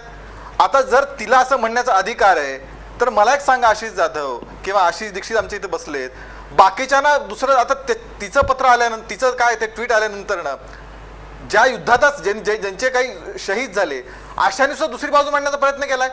त्यांना ती बाजू मांडण्याचा अधिकार नाहीये. नक्कीच आहे. हे काय राष्ट्रवाद आहेत काय? विशंभर चौधरींच्या भाषेत हे नालायक आहेत, ह्यांना अधिकार नाही असं म्हणायचं. मला विशंभर चौधरी, खरं म्हणजे मला आश्चर्य वाटलं, ते ज्या तावातावांनी बोलत होते, म्हणजे मुळामध्ये विशंभर चौधरींकडून नसबंदीसारखी भाषा, म्हणजे स्वतःचा विचारवंत समजतात किंवा तशा पद्धतीची भाषा वापरतात. त्यांना ट्रोल केलं गेलं तर ट्रोलर म्हणला, ट्रोलिंग करताना ट्रोल म्हणला, तुमची नसबंदी करावी लागेल असं आहे. अहो मग त्यांच्यात आणि तुमच्यात फरक काय? विशंभर चौधरी पण ट्रोलच आहेत. जर ते दुसऱ्याला जर ते स्वतःला गांधीवादी समजून घेतात, काय वेगळा शांततेचा विचार ते मांडतात, आणि ते जर अशा पद्धतीची भाषा वापरत असतील, उत्तर द्यायची. अहो तुमचीच भाषा, तुम्ही द्या ना उत्तर. विशंभर चौधरी, मला काय आक्षेप आहे? तुम्ही उत्तर द्या, पण तुम्ही जर त्या स्तरावर जर उत्तर देणार असाल तर तुमच्यात आणि त्यांच्यात फरक काय? तुमचं ट्रोल आहात, सरळ सिद्ध आहे. तुम्ही जर त्या स्तरावर, तुम्ही गांधीवादात, मग तुम्ही स्वतःला जो वेगळेपणा मानता तो वेगळेपण मानू नका. पहिला मुद्दा, तुम्ही पण त्यापैकीच एक आज स्वीकारा. तुमचं म्हणणं हेच आहे की गांधीला मारताना माझं म्हणणं नाहीये, तुमची लॉजिक मांडतोय. नथुराम गोडसे भाषेत गांधींनी बोलायचं, माझं म्हणणं नाही. तुमच्या दृष्टीने नथुराम गोडसे हा देशभक्त आहे, पण भक्त मी हा देशभक्त नाही तुमच्या दृष्टीने. बघा पुन्हा त्याच गोडसे सांगा, केशव उपाध्ये विश्वंभर चौधरी त्याच्या पुढचा कधीतरी मुद्दा मांडायला या. गोडसे कोण आहे तुमच्यासाठी मला सांगा. कलबुर्गी केशवराव उपाध्ये मला सांगा, गोडसे मांडायला या. ह्याच्याकडे मुद्दे तुमच्याकडे किती दिवस पिठे उद्योग तुम्ही म्हणा, तुम्ही निसंदिग्ध शब्दात म्हणा, गोडसे हा देशद्रोही होता म्हणा, तुम्ही निसंदिग्ध शब्दात म्हणा. कुणी नाही, देशद्रोहीच होता, आमच्यासाठी कुणी नाही म्हणतो ना. तो काही मुद्दाच येत नाही. तुम्ही त्याच्या हात झटकताय उपाध्याय, तुम्ही हात झटकताय वारंवार मांडता. कधीतरी कसलं झटकलंय? कुणीच नाही. अरे काय झटकायचं? गोडसेंना झटकताय तुम्ही. कुणी नाही. माझं म्हणणं विश्वंभर चौधरी नाही. अहो त्याच्या पलीकडे धरलेच नाही तर कशाला झटकू? अहो प्रश्न असा आहे, विश्वंभर चौधरी कधीतरी नवीन मुद्दे घेऊन या. आता नवा मुद्दा काढलाय त्यांनी. केशव उपाध्ये विश्वंभर चौधरी नवीन मुद्दा काढलाय. मी सांगतो मला तो मुद्दा आवडला. आणि दुसऱ्या नसबंदी त्यांच्याबद्दल कोणी बोललं? उपाध्ये ऐका. आशिष एक मिनिट, माझं पूर्ण होऊ द्या. आशिष माझं पूर्ण होऊ दे. असं मी काही ट्रोल करत नाही. तर त्याची नसबंदी करा अशी भाषा करायची. ही विश्वंभर चौधरी तुम्ही काय बोलताय? मी काय म्हणालो? तुम्ही राष्ट्रवाद मानू नका. आमचं तेच तुम्ही बोललात हो. मी काय म्हणालो? रिवाइंड करून दाखवा की म्हणे यांची नसबंदी. अरे कशासाठी भाषा वापरता? एक मिनिट माझं पूर्ण होऊ द्या. रिवाइंड करून दाखवा. मुळामध्ये असं आहे, विश्वंभर चौधरींना जसा काय राष्ट्रवाद नाही अशा प्रकारची भूमिका मांडण्याचा अधिकार आहे, तसाच हा राष्ट्रवाद आहे हे मांडण्याचा अधिकार इतरांना आहे. फक्त तो विश्वंभर चौधरींना मान्य नाही. आम्ही म्हणू त्या पद्धतीनेच झालं पाहिजे. हा जो विश्वंभर चौधरींचा दुराग्रह आहे त्याला आमचा आक्षेप आहे. वेगळी मतं येणार, शेवटी चर्चा होणार, त्यातनं तर देश पुढे जाणार. संवादातनं पुढे गेला पाहिजे. धमक्या देऊन जाणार नाही. धमक्या देऊन ही भाषा घालून नाही जाणार. धमक्या घालून नाही जाणार. काय बोलतात भाषा कोण वापरतंय? नसबंदीचं काय म्हणतो मी लक्षात घ्या. नसबंदी करू नका. मी काय म्हणलो हे लक्षात घ्या. पहिल्यांदा मी म्हणालो की बौद्धिक नसबंदी झालेली असते अशा लोकांची. तुम्हाला गरज का लागली? हा शब्द तुम्हाला वापरायची गरज का लागली? म्हणजे तुम्हाला सहन होत नाही. विश्वंभर चौधरी तुम्हाला विरोध सहन होत नाही. तुमचा आहे का? तुमचा ट्रोल आहे का तो? विश्वंभर चौधरी तुम्हाला प्रॉब्लेम काय? ट्रोल तुमचा आहे का? तुम्हाला काय एवढा राग येतो? महाराष्ट्र काय सहन होत नाही? अहो भयानक आहे. अहो तुमची घोषणा होती, तुमची घोषणा होती, फार सहिष्णू झाला. केशव वन बाय वन बोलूया. केशव वन बाय वन बोलूया. केशव उपाध्ये तुम्ही फार सहिष्णू झालात. ऐका ना, गोष्ट आहे, चांगली गोष्ट आहे. तुम्ही सहिष्णू झालात. ऐका माझा. तुम्ही सहिष्णू झालात. तुम्ही सहिष्णू झालात ही चांगली गोष्ट आहे. तुमच्या ऐका ना वन बाय वन बोलूया. ट्रोलिंगचं पत्ता पुढे आता. आम्ही सहिष्णू आहोत. तो मुद्दा तुम्ही सहिष्णू असता तर 93 साली तुमची घोषणा होती, देश के गद्दारों को जूते मारो सालों को, ही तुमची घोषणा होती. तुम्ही सहिष्णू होतो. किरण रिजिजू काय बोलतो बघा. मंत्री डोकं त्या मंत्र्याला आहे का बघा. ते किरण रिजिजूला तो काय बोलतो. साक्षी महाराज काय बोलतात बघा. साक्षी महाराज तुमचे काय बोलतात बघा. तुम्ही काढून पहा त्यांचा इतिहास सहिष्णुतेचा. साक्षी महाराज काय बोलतात बघा. बघा ना तुम्ही. मी कशाला सांगू? त्याला बोलण्याचा अधिकार नाहीये. त्यांना बोलायचा अधिकार आहे. पाकिस्तानचा कौतुक करायचा अधिकार इथला काही जणांना नाही. ही ढोंगी भूमिका पाकिस्तानच्या कौतुक करायचा अधिकार, वा मानवतावाद कौतुक करायचा पाकिस्तान तो अधिकार आहे.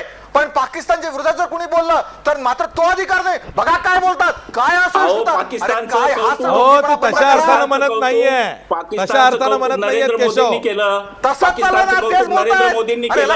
नरेंद्र मोदी नाही तुम्ही काय म्हणालात? साडी घेऊन गेले. नवाज शरीफच्या आईला साडी कोण घेऊन गेलं? विश्वंभर चौधरी गेला का? कोणी यात्रा काढली? वाजपेयींनी यात्रा काढली. विश्वंभर चौधरींनी काढली का? प्रयत्न करतात, केले पाहिजेत. ते प्रयत्न केले पाहिजेत. पण त्याला तुम्ही काय म्हणणार ते सांगा. जसा तुम्हाला अधिकार आहे पाकिस्तानचं कौतुक करण्याचा, तसा पाकिस्तानचा कौतुक अधिकार तुम्हाला दिला आहे. तुम्ही करा. तो आक्षेप नाहीये. आम्हाला भूमिका मांडण्याचा अधिकार आहे. ती मांडणार. त्याला ट्रोल नाही म्हणायचं. मग त्याला ट्रोल म्हणायचं नाही. केशव उपाध्ये एक शब्द लगेच नसबंदीची भाषा तुम्ही करता. ऐका केशव उपाध्ये ऐका. तुम्ही काय म्हणालात? केशव उपाध्ये तुम्ही काय म्हणालात? तुम्ही तेच बोलता. विश्वंभर चौधरींनी आज नवी व्याख्या केलेली आहे. नवा आरोप केलेला आहे तुमच्यावर. काय म्हणाले ते? तुम्ही इतरांना सुडो सेक्युलरिझम म्हणून हिनवता. ते म्हणाले तुमचा राष्ट्रवाद हा सुडो नॅशनलिझम आहे, सुडो नॅशनलिझम असं ते म्हणाले की तुमचा राष्ट्रवाद हा तुम्ही आयात केलेला आहे आणि तो एक प्रकारचा सुडो नॅशनलिझम.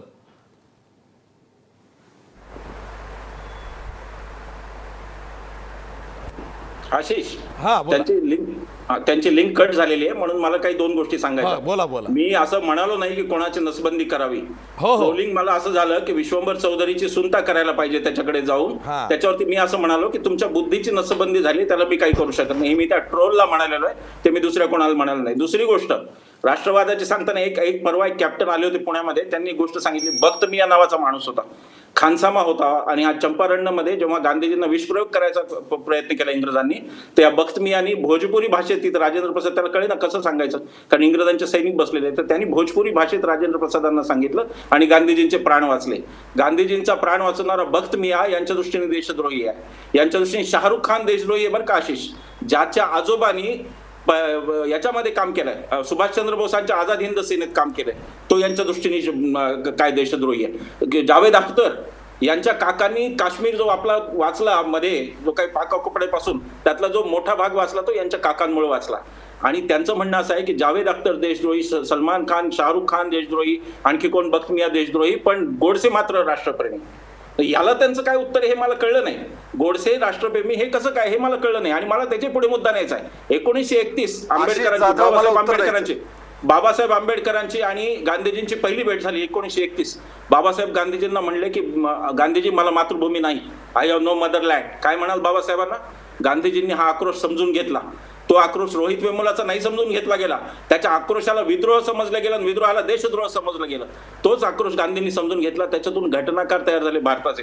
तेव्हा यांचा जो नजरिया आहे तो माझा मूळ मुद्दा आहे. ते नसबंदी वगैरे ट्रोलचं ठीक आहे, माझा मूळ मुद्दा की तुमचा जो राष्ट्रवाद आहे त्या राष्ट्रवादाला मी आव्हान देतो. तर तुम्ही केशवराव, तुम्ही मला सांगा तुमचा राष्ट्रवाद कसा चांगला आहे आणि कसा तो मुळात भारतीय, मला दाखवा. मी पुन्हा सांगतोय, हा भारतीय राष्ट्रवाद नाही, हा युरोपमधून आलेला 1919व्या शतकातला राष्ट्रवाद आहे, जो हिटलरने तिथे प्रोपगेट केला स्वतःच्या सत्तेसाठी. आणि तो इथे आर्य आणि अनार्य आणि अमुक तमुक सगळ्या विभागण्या करून इथे तो वाढवला गेला. आणि त्याला संस्कृती म्हणजे संस्कृती कोणती हो? एक सगळी संस्कृती का? आता ते मला तिथं वाटतं देवेंद्र पै म्हणले भारत माता, मला वाटतं की भारत माता आहे ना, मलाही भारत माता आहे नाही. कन्हैया तेच तर म्हणतो की भारत माता म्हणल्यावर तुम्हाला सुषणा चांगल्या घरची स्त्रीच का दिसावी हो? तुम्हाला आदिवासी बाई का दिसू नये मोळी घेतलेली डोक्यावरची? तर म्हणजे भारतीय राष्ट्रवाद म्हणजे भारत माता कोणती? आम्ही सांगतो ती. यांनी भारत मातेच्या हातातून हळूच तिरंगा काढून घेतला आणि तिथे भगवा ठेवला. एका कार्यक्रमात मी गेलो होतो यांच्या एका संस्थेच्या, आणि तिथे मला म्हणले भारत माता पूजन करा. तर मी म्हणालो तिच्या हातातला भगवा काढून तिरंगा द्या, मग विश्वंभर चौधरी पूजा करणार भारत मातेची. विश्वंभर चौधरी भगवा हातात घेतलेल्या भारत मातेची पूजा करू शकत नाही, कारण भारत माता खरी ही तिरंगा हातात घेतलेली आणि ती पश्चिम बंगालमधून येते. राष्ट्रवादाची जी प्रतीक आहेत ना, मी म्हणालो राष्ट्रध्वज, मी म्हणालो राष्ट्रगीत आणि राष्ट्रपिता, या तिघांना विरोध करणाऱ्यांना राष्ट्रवादी कोणी म्हणत असेल, मी तर नाही म्हणत. आणि माझ्या दृष्टीने ती मुलगी देशद्रोही आहे का? तर अजिबात नाहीये. ती एक वस्तुस्थिती मांडते, तिचा एक आक्रोश आहे. आपल्याला ठीक आहे हो इथं बसून बोलायला, तिथे काय होतं जवानांचं सगळ्या दोन्ही देशांच्या माहिती आहे. पाकिस्तानच्या जवानांचं काय होतं? ठीक आहे. गुरमेर कोरच्या बचावासाठी माजी सैनिक पुढे आलेले आहेत आणि त्यांनी असं आवाहन केलेलं आहे गुरमेर कौरला की तू काही घाबरू नको, तुझ्यासाठी आम्ही न्यायालयीन लढाई सुद्धा माजी सैनिक लढू. आता बोला केशव उपाध्याय, उत्तर द्या, तुम्हाला द्यायचं आहे. नाही असं आहे की मुळामध्ये मगापासून ते काहीतरी कुठली तरी वाक्य भारतीय जनता पार्टीच्या नावाखाली खपवण्याचा प्रयत्न करतायत, आणि माझा आक्षेप याच गोष्टीला आहे. त्यांनी शाहरुख खानचा उल्लेख केला. भारतीय जनता पार्टीने कधीही शाहरुख खानला विरोध, म्हणजे अशा पद्धतीने जे काय देशद्रोही वगैरे असं कधी म्हणण्याचा प्रश्न आला नाही. राष्ट्रपिता महात्मा गांधी यांना मी मानतोच. हे आता वेगळं सर्टिफिकेट विश्वंभर चौधरीकडून घ्यायची आम्हाला आवश्यकता वाटत नाही.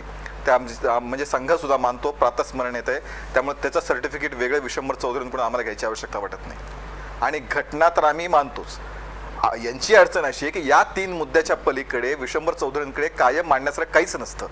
आणि त्यामुळे कुठलीही चर्चा आली की बघा हे गोडसे, दाभोळकर यांचे मारेकरी, ह्याच्या पलीकडे विश्वंभर चौधरी कधीच काही भूमिका मांडत नाही. नाही त्यांनी मांडली ना, केशव उपाध्याय त्यांनी मांडली भूमिका. ते म्हणाले तुमचा राष्ट्रवाद हा आयात केलेला राष्ट्रवाद आहे, तुमचा राष्ट्रवाद हा आयात केलेला राष्ट्रवाद आहे, तो सुडो राष्ट्रवाद आहे, म्हणजे तोंड देखला राष्ट्रवाद आहे तुमच्या सोयीचा. दाभोळकरांचं मुळात असं आहे की दाभोळकरांचा ज्यांनी हत्या केली त्या निश्चित आम्ही करतो. त्याची चौकशी किंवा गतिमान झाली असेल, आमची सरकारला ते प्रयत्न करतंय. त्याच्यावर या विचारावर जोडण्याचं कारण काय? प्रश्न मुद्दा तोच आहे की एक ठराविक मुद्द्यांच्या नावाखाली या विशिष्ट विचारसरणीला झोडपण्याचं, त्या विचारसरणी असू शकते. म्हणजे माझं असं म्हणणं नाही की विशंभर चौधरींनी ती विचारसरणी स्वीकारावी, हिंदुत्वात स्वीकारावा, की जो काय आमचा राष्ट्रवाद आहे जो भले त्यांच्या भूमिकेतनं काय आयात केलेला आहे पण तो विचारच आहे हे मान्य करण्याची विशंभर चौधरी सारख्यांची विशंभर चौधरीचं एकट्यापुरतं नाही, ही वृत्ती नाही आणि हीच असहिष्णू वृत्ती आहे. हे खरे ट्रोल आहेत म्हणजे जे आमच्यावर सातत्याने हल्ला करतात. आमचा जो राष्ट्रवाद आहे तो आम्ही जनतेकडे घेऊन जातोय. ती जनता आम्हाला स्वीकारेल की नाही जनता ठरवेल, या देशातली जनता ठरवेल. ती ठरवतील लोक आम्ही बरोबर आहेत की नाही आणि त्या पद्धतीने आम्ही पुढे वाढू की नाही या देशातली जनता ठरवेल. त्यामुळे विशंभर चौधरींसारखे ट्रोल आहेत त्यांनी जरूर या पद्धतीचा विरोध करत राहावा. आम्ही त्यांच्या विरोधाला सन्मान करतो.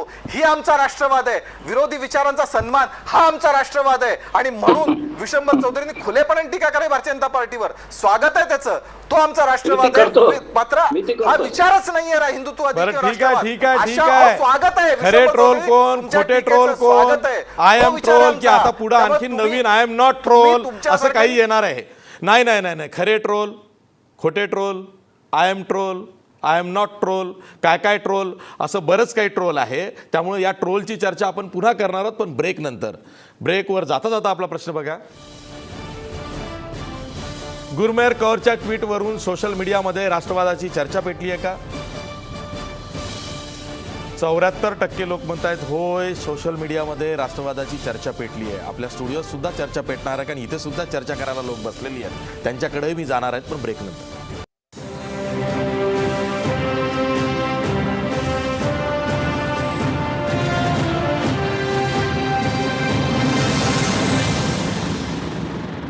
ब्रेक नंतर पुन्हा तुमचं स्वागत. मी आपल्या स्टुडिओमध्ये चर्चा करतोय. शेवटचा सेगमेंट आहे. आशिष, ज्या पद्धतीनं ही सगळी चर्चा रंगते आहे हेच तर होतं ना की एखादा विषय हा नकळत काय टोक गाठतो आणि मग त्यावरती हे सगळं ट्रोलिंग सुरू होऊन जातं आणि मग हा विषय काही थांबत नाही, आवाक्याबाहेर जातो. असंच काहीसं गुरमेहरच्या ट्विटचं झालं आहे. मला हेच वाटतं की टोक गाठणं जो तुम्ही शब्दप्रयोग म्हटला की ज्याला आपण पोलरायझेशन म्हणतो, ध्रुवीकरण म्हणतो, ते या केसमध्ये आणि हल्ली एकूणच खूप जोरात व्हायला लागलं आहे आणि त्यामुळे सर्वसामान्य लोक भरडले जातात. म्हणजे उदाहरणार्थ एका बाजूला एक्स्ट्रीम विचार आहे डाव्यांचा आणि डाव्या संघटना JNUमध्ये वगैरे घोषणाबाजी करतात आणि ते अनेक वेळा भारताचे तुकडे व्हायला पाहिजे अशा अर्थाच्या पण घोषणा करतात. त्यांनी खरंच दिल्या नाही दिल्या यावरनं कोर्ट केसेस सुरू आहेत पण त्यांचे अनेक असे विचार आहेत जे टोकाचे आहेत. दुसरीकडे आपण पाहतोय अभाविपसारख्या उजव्या विचारांच्या संघटना आहेत आणि त्यांचे विचार पण हे अनेकदा टोकाचे असतात किंवा अनेकदा आम्ही म्हणतो हाच राष्ट्रवाद खरा असा त्यांचा आग्रह असतो.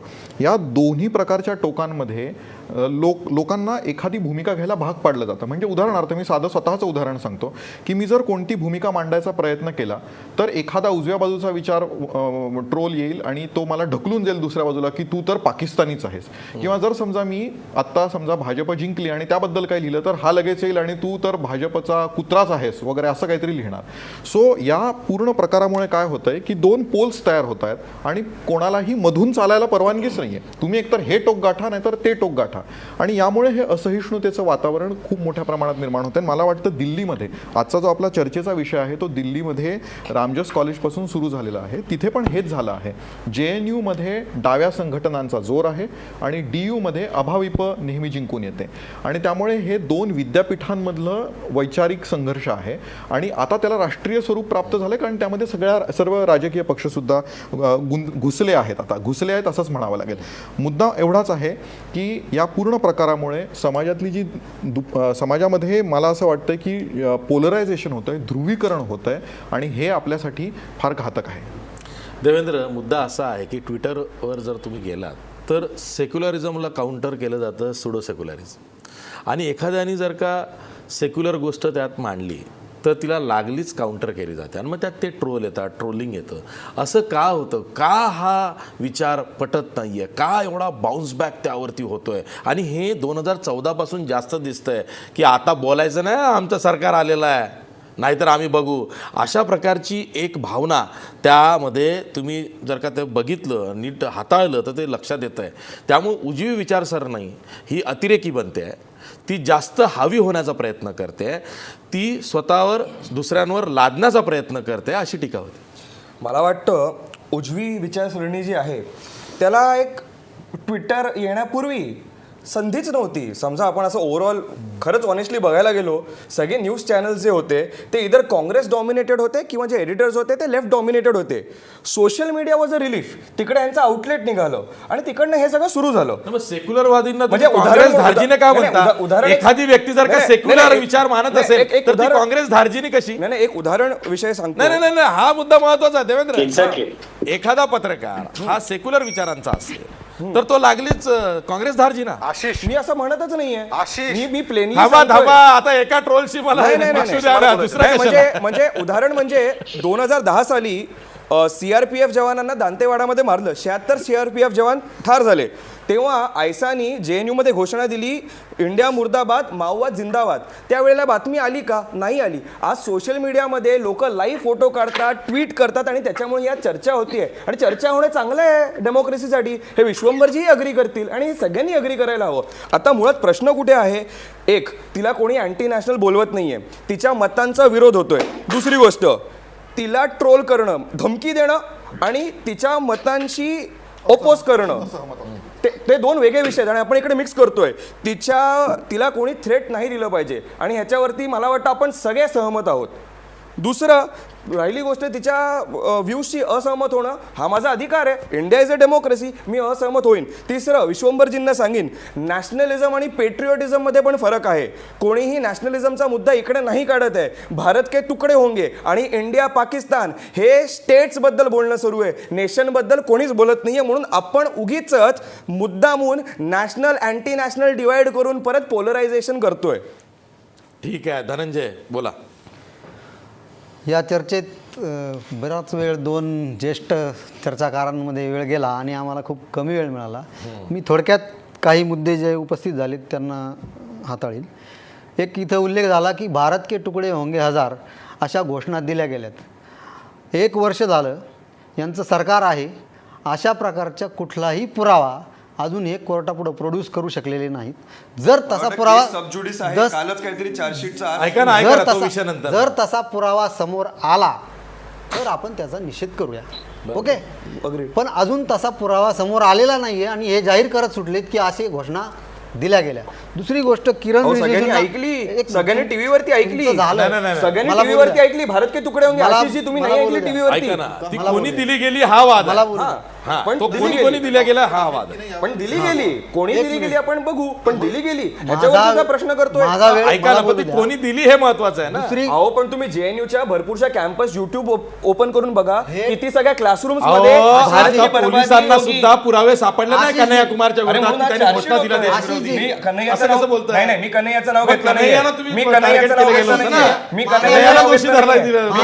नाव घेतलं नाहीये. कन्हैयाच्या विरोधात मी सांगतोय 2010 मध्ये हेच तर ट्रोल करतात, हेच तर ट्रोल करतात. आम्ही कन्हैयाचं नाव नाही घेतलं, पण आम्ही बोललो. ह्याला ट्रोल म्हणत नाही. म्हणजे तुम्ही फॅक्ट्स म्हणतात तेव्हा ते ट्रोल नाही. बरं ठीक आहे, धनंजयला बोलू द्या. देवेंद्र, पण मी काही तुमच्या विरोधात बोललो की ते ट्रोल होऊन जातं. हे असहिष्णुता आहे, हे इंटॉलरन्स आहे. नाही, मग बरं प्रश्नच नाही. विषय ते धनंजय हे कन्हैयाच्या अनुषंगाने बोलतात, बरोबर? अशा घोषणा दिल्या गेल्या. देवेंद्र धनंजय हे कन्हैया कुमारच्या अनुषंगाने बोलतायत म्हणून कन्हैयाचा विषय आला. कन्हैयाचं दुसरं नावच नाही घेतलं. कुठल्याही पुरावा, असा कुठलाच पुरावा कन्हैयाच्या विरोधात प्रोड्यूस आलेला नाही. कन्हैया असो किंवा दुसरे कुणी असो, असा उमर पुरावा खालीद आलेला असो. नाही. दुसरी गोष्ट, किरण रिजिजूंना या मुलीच्या मेंदूत कुणीतरी बिघाड केलाय हे दिसलं, पण ISIच्या एजंट म्हणून त्यांचे जे लोक काम करतायत, जे BJPचे मेंबर होते, भाजयुमोचा तो पदाधिकारी आहे, विश्व हिंदू परिषदेचे लोक सापडलेत, त्यांच्या मेंदूत काय बिघाड झालाय याच्यावरून त्यांना ट्विट करावं वाटलं नाही.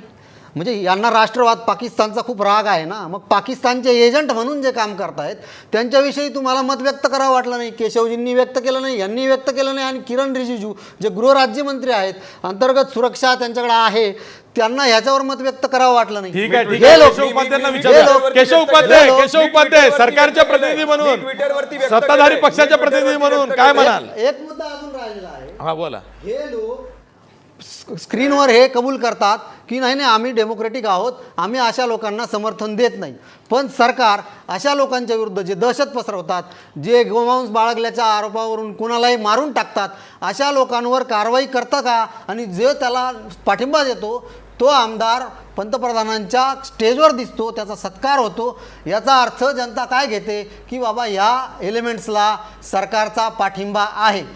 कॅमेऱ्यासमोर ते काहीही बोलत, म्हणजे ट्रोल जसं करतात बोलायचं आणि नाव छुपं ठेवायचं, तसंच हे लोक गोडसेला आत्ता नाकारतात आणि प्रत्यक्षात त्याचा पुलाला नाव देतात किंवा कुठे इमारतीला नाव देतात आणि कॅमेऱ्यासमोर ते सगळं अमान्य करतात की बाबा आम्हाला हे सगळं मान्य ठीक आहे नाही. आशिष. मला फक्त केशव उपाध्यायांकडे सरकारचे प्रतिनिधी म्हणून जाण्यापूर्वी एक प्रश्न त्यांनाच विचारायचा आहे. मी क्विंटसाठी काम करतो आणि आमची रिपोर्टर तरुणी कुमार ही त्या दिवशी तिथे रिपोर्टिंगला होती ज्यावेळेस निषेध मोर्चा निघाला होता आणि त्यावेळेस तिच्यावर सुद्धा अभाविपच्या विद्यार्थ्यांनी हल्ला केला आणि तुम्ही देशद्रोही आहात, तुमचं वेबसाईट देशद्रोही आहे असं म्हणून तिच्यावरती हल्ला केला. ज्यावेळेस ती सगळी मंडळी पोलीस स्टेशनच्या इथे गेली त्यावेळेस पोलिसांनी परत त्यांना लाठीमार केला. ह्या सगळ्या गोष्टींचं आमच्याकडे फुटेज आहे, ते वेबसाईटवर पण आहे. मुद्दा हा आहे की मी असं नाही म्हणते की फक्त अभाविपेचे विद्यार्थी गुंड पद्धतीने वागतात, डावे पण गुंड पद्धतीने वागले. पण या स्पेसिफिक केसमध्ये माझ्या सहकार्यासोबत असं घडलेलं आहे, तिच्यासोबत असं घडलंय की तिला मारलं, तिचा चष्मा फोडला आणि हे सगळं ती फेसबुक लाईव्ह करत असताना घडलंय. त्यामुळे ते सगळं फुटेज अवेलेबल आहे की तुम्ही देशद्रोही आहात, तुम्ही देशद्रोही आहात म्हणून तिला मारले, पत्रकारांवरही हल्ला झालाय. तर यांच्या विरुद्ध सरकार काय करणार आहे हे पण त्यांनी सांगावं. केशव उपाध्याय, याला जोडूनच एक उपप्रश्न आहे की कन्हैया कुमारच्या विरोधात त्यानं देशविरोधी घोषणा दिल्या, हे पुरावे पोलिसांना अजून सापडलेले नाही आहेत.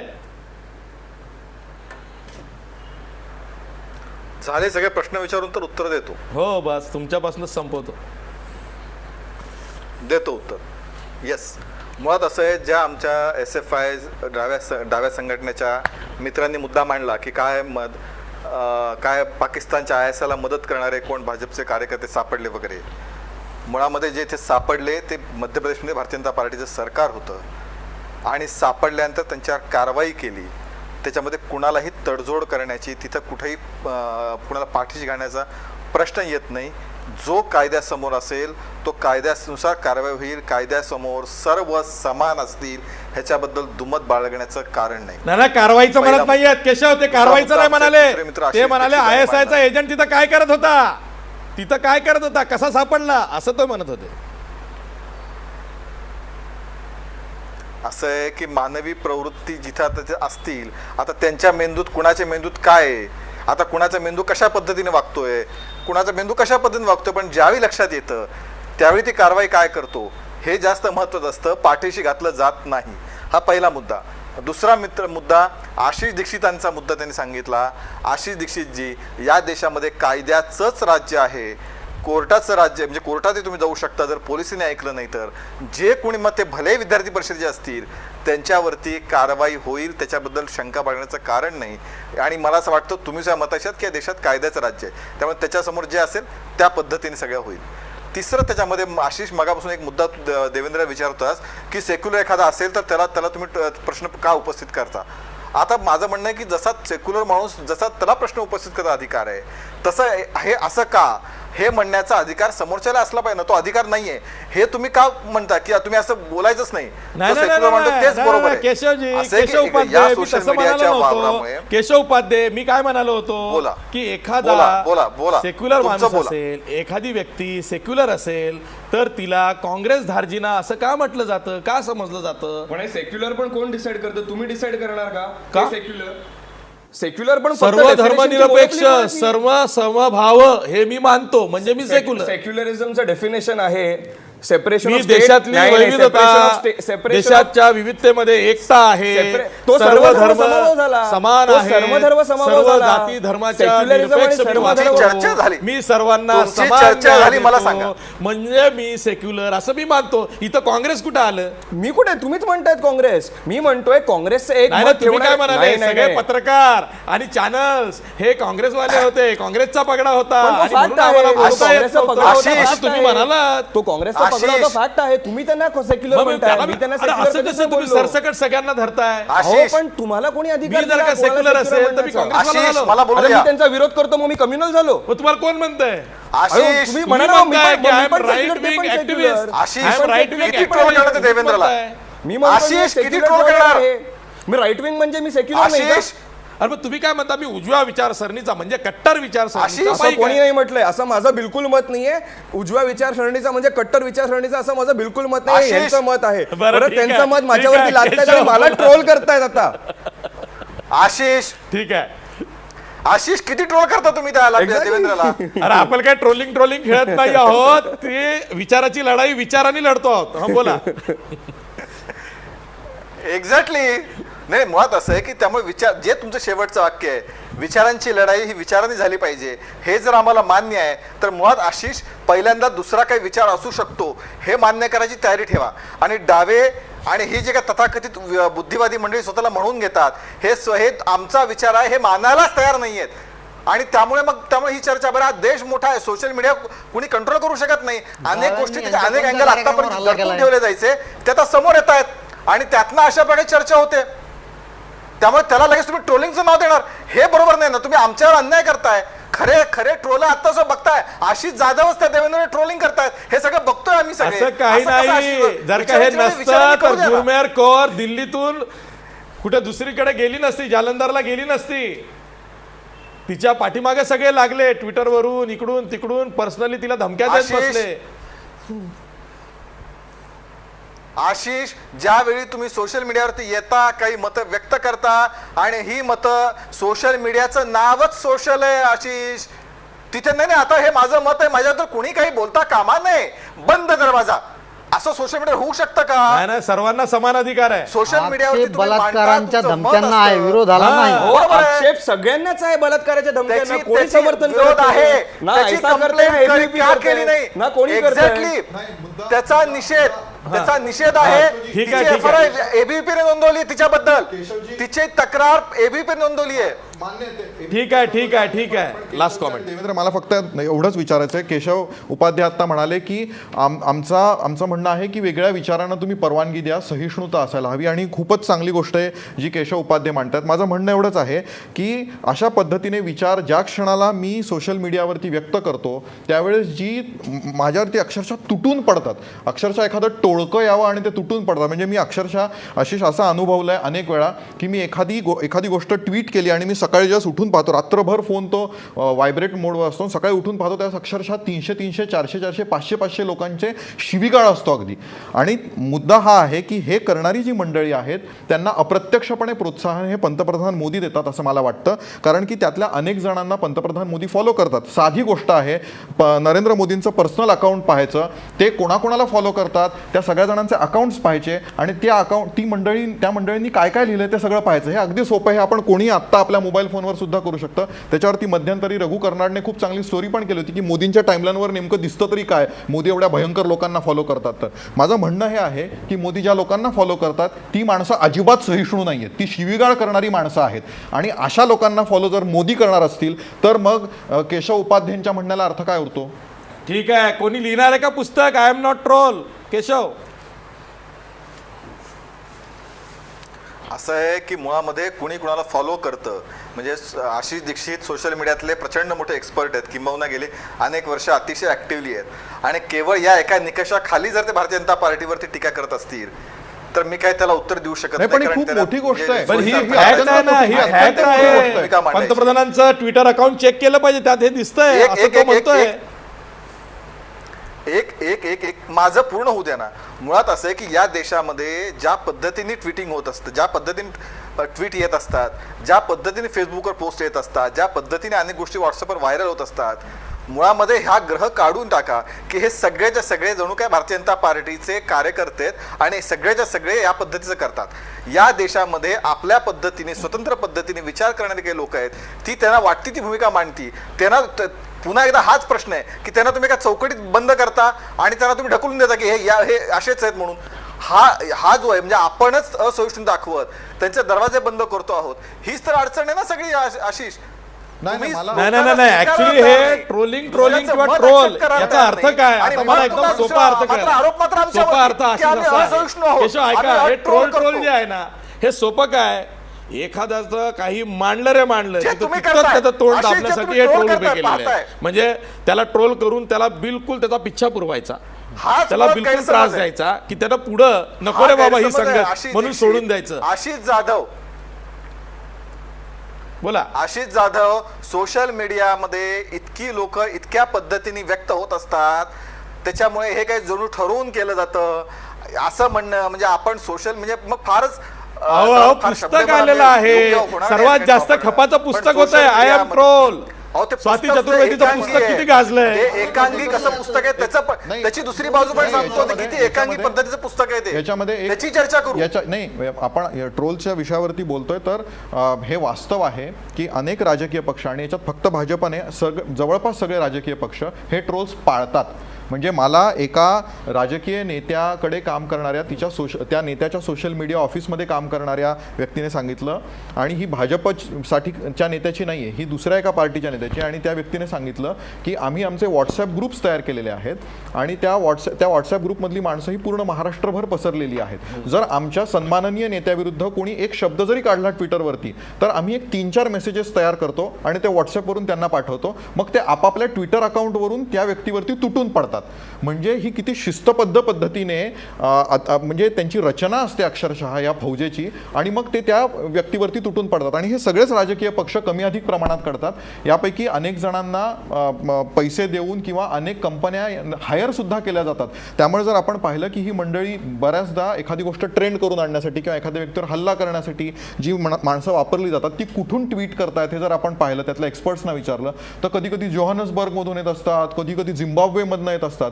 त्यामुळे मला असं वाटतं की सगळेच राजकीय पक्ष, पण अर्थात माझा मूळ मुद्दा हा आहे की जी सुरुवात भाजपने केली मोठ्या प्रमाणात हल्ला करण्याची, आणि त्याचं कारण देवेंद्रने सांगितलं, कारण की भाजपच्या लोकांना वाटत होतं आपलं प्रतिनिधित्व माध्यमांमध्ये नाहीये, त्याच्यात न्यायला सुरुवात आणि आता ते आलंय.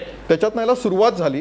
पण आता मात्र सगळ्या पक्षांनी ते स्वीकारलेलं आहे. अजूनही सगळ्यात मोठा दबदबा भाजपचाच आहे. आता त्यांना स्पर्धा हळूहळू आम आदमी पार्टी देते, काँग्रेस खूपच मागे नेहमीप्रमाणे. दुसरं तर असंही आहे ना, तर काही ट्विटरवरचे ट्विटर बाज असे आहेत ना की नाहक एखादं ट्विट करतात आणि त्यांची अपेक्षा असते की त्यांना लोकांनी ट्रोल केलं पाहिजे आणि त्यांना उगीच चर्चेत आणलं पाहिजे. असंही होत असेल. बरोबर, असं होतच.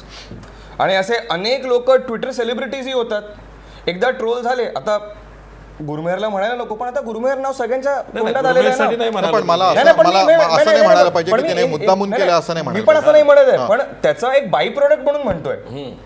आणि एक कुठेतरी जेव्हा तुम्ही नाही, पण video- गुरमेहर नाही, चुकीचं नाही, काहीच म्हणाली नाही, नाहीये. पण मी म्हणतच नाही चुकीचं हा म्हणाली. वादाचाच विषय अहो, आहे, हा नाही, चर्चेचाच पण विषय आहे. ती चुकीचं काहीच बोलली नाही, मी नाहीये. असं म्हणतच नाही ती चुकीचं म्हणाली. माझं मत काय आहे, गुरमेहर जेव्हा एक व्हिडिओ बनवते एका प्रोडक्शन हाऊससाठी आणि ती युट्यूबवरती अपलोड करते, त्यांच्या अपेक्षा आहेतच ना अधिक तर अधिक लोकांनी बघायला हवं. आता सगळ्याच लोकांना तिचे मतं नाही पटणार आणि हे तुम्ही एक्सपेक्ट करायला हवं. YouTube is a social media platform ज्याच्यावरती तुम्ही तुमचा व्हिडिओ अपलोड केलेला आहे, तुम्ही तुमचे मतं अपलोड केलेत, त्या मतांचा विरोध होईल आणि झाला पाहिजे. हे डेमोक्रेसीसाठी चांगलं आहे. पण काय चांगलं नाहीये की तुम्हाला रेपच्या धमक्या मिळतात आणि त्याची आम्ही निंदा करतो, मी व्यक्तिगत करतो. आणि मला ह्याची भरपूर चांगलं वाटलं की एबीवीपीने जाऊनच कंप्लेंट केलेलं आहे त्याच्या विरोधात. नाही नाही नाही नाही देवेंद्र, काय होतंय, हे केशव म्हणतायत म्हणून, पण याच्या आधी काँग्रेसचे नेते पी चिदंबरम यांनी सरकारला आवाहन केलं की पोलिसांना सांगा त्यामध्ये केस रजिस्टर करा, तेव्हा ती झालेली आहे. अहो पण प्रश्न परत तोच येतो, गुरमेहर का? कौर प्रश्न काय येतो? ना गुरमेहर कौर स्वतः प्रश्न गेलीच काय नाही. येतो, काँग्रेस नेत्यांना सांगावं लागलं नाही, की नाही, यामध्ये नाही. पोलीस बघ्याची भूमिका घेत आहेत. नाही, नाही. रामजस कॉलेजमध्ये सुद्धा अहो, काँग्रेसनी दिल्ली stand- पोलिसांची भूमिका ही बघायची अहो, होती. काँग्रेसनी- जेव्हा तिथे काँग्रेस- हिंसाचार झाला, जिथं काँग्रेसनी- मारहाण झाली, काँग्रेसनी तेव्हा तेव्हा दिल्ली standच नाही पोलिसांची घेतला. भूमिका ही बघायची होती.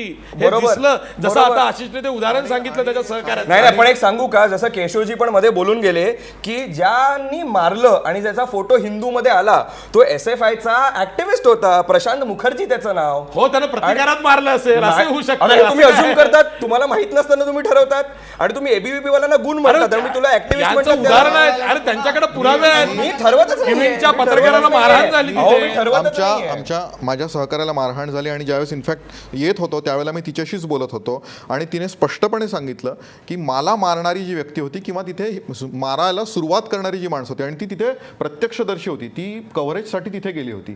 ती म्हणाली की एक तर मुळात तिने पहिली गोष्ट सांगितली की हा डाव्यांनी ऑर्गनाईज केलेली प्रोटेस्ट नव्हती रामजसमधली, ती सर्व विद्यार्थ्यांनी मिळून केली होती. अर्थात डाव्यांनी ती नंतर हायजॅक केली, हा पण तितकाच महत्त्वाचा मुद्दा आहे, पण ती सगळ्यांनी मिळून केली होती. त्यामुळे त्यात सगळ्या प्रकारचे विद्यार्थी आले होते. तिचं असं म्हणणं आहे आणि माझा तिच्यावरती पूर्ण विश्वास आहे, माझी ती सहकारी, ती खोटं बोलण्याचं काही कारण नाही, की मारायला म्हणजे हिंसाचाराची सुरुवात ABVPने केली आणि नंतर मग सगळ्या क्रिया प्रतिक्रिया सगळं काही झालं. माझ्या सहकारीला सुद्धा, तरुणी कुमार तिचं नाव आहे, फेसबुकवरती आपण व्हिडिओ पाहू शकतो. इनफॅक्ट मी तो लाईव्ह पाहत होतो. तिला अचानक मारायला सुरुवात केली आणि मला कळे ना, मी पाहतोय असं आणि माझ्या सहकार्याला येऊन ते मारतात. तिचा चष्मा तुटला, तिला तोंडावरती मारलं, तू देशद्रोही आहेस वगैरे वगैरे. मला असं वाटतं प्रॉब्लेम हा आहे, जोपर्यंत देवेंद्र म्हणतोय तसं विचार पटत नाही आहेत ना, ठीक आहे आपण वाद घालूया, पण ज्या वेळेला इतक्या एक्स्ट्रीम रिॲक्शन्स यायला लागतात, ज्या वेळेला शिवीगाळ सुरू होतो, ज्या वेळेला हात उगारला जातो, तिथे प्रॉब्लेम सुरू होतो. आणि सेलिब्रिटी काय करतायत, जे सेलिब्रिटी, मग ते वीरेंद्र सहवाग असेल, योगेश्वर दत्त असेल, ही जी लोक येऊन तिथं हौदोस घालतायत, त्या गुरमेर कौरला दोषी ठरवतायत, त्यांना अधिकार दिला कोणी? केशव, आशिष, मुळामध्ये पुन्हा बघा, पुन्हा तुम्ही किती बायसली बघा.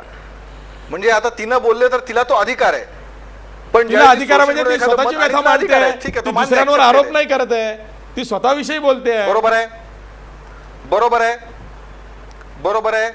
पण ती ज्याही ती स्वतःविषयी सोशल मीडियाच्या प्लॅटफॉर्मवर बोलते, तिची इच्छा आहे ते अनेक लोकांपर्यंत जावं यासाठीच ती बोलते.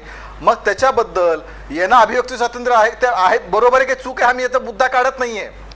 पण मग वीरेंद्र सहवागला मुद्दा अधिकार आहे की नाही? आज जावेद अख्तरांचं मी ट्विट काहीतरी वाचलं, ते म्हणाले काय शिक्षण नसलेले लोक अशा पद्धतीने व्यक्त करतात भावना. आता इथे शिक्षणाचा संबंध काय आला?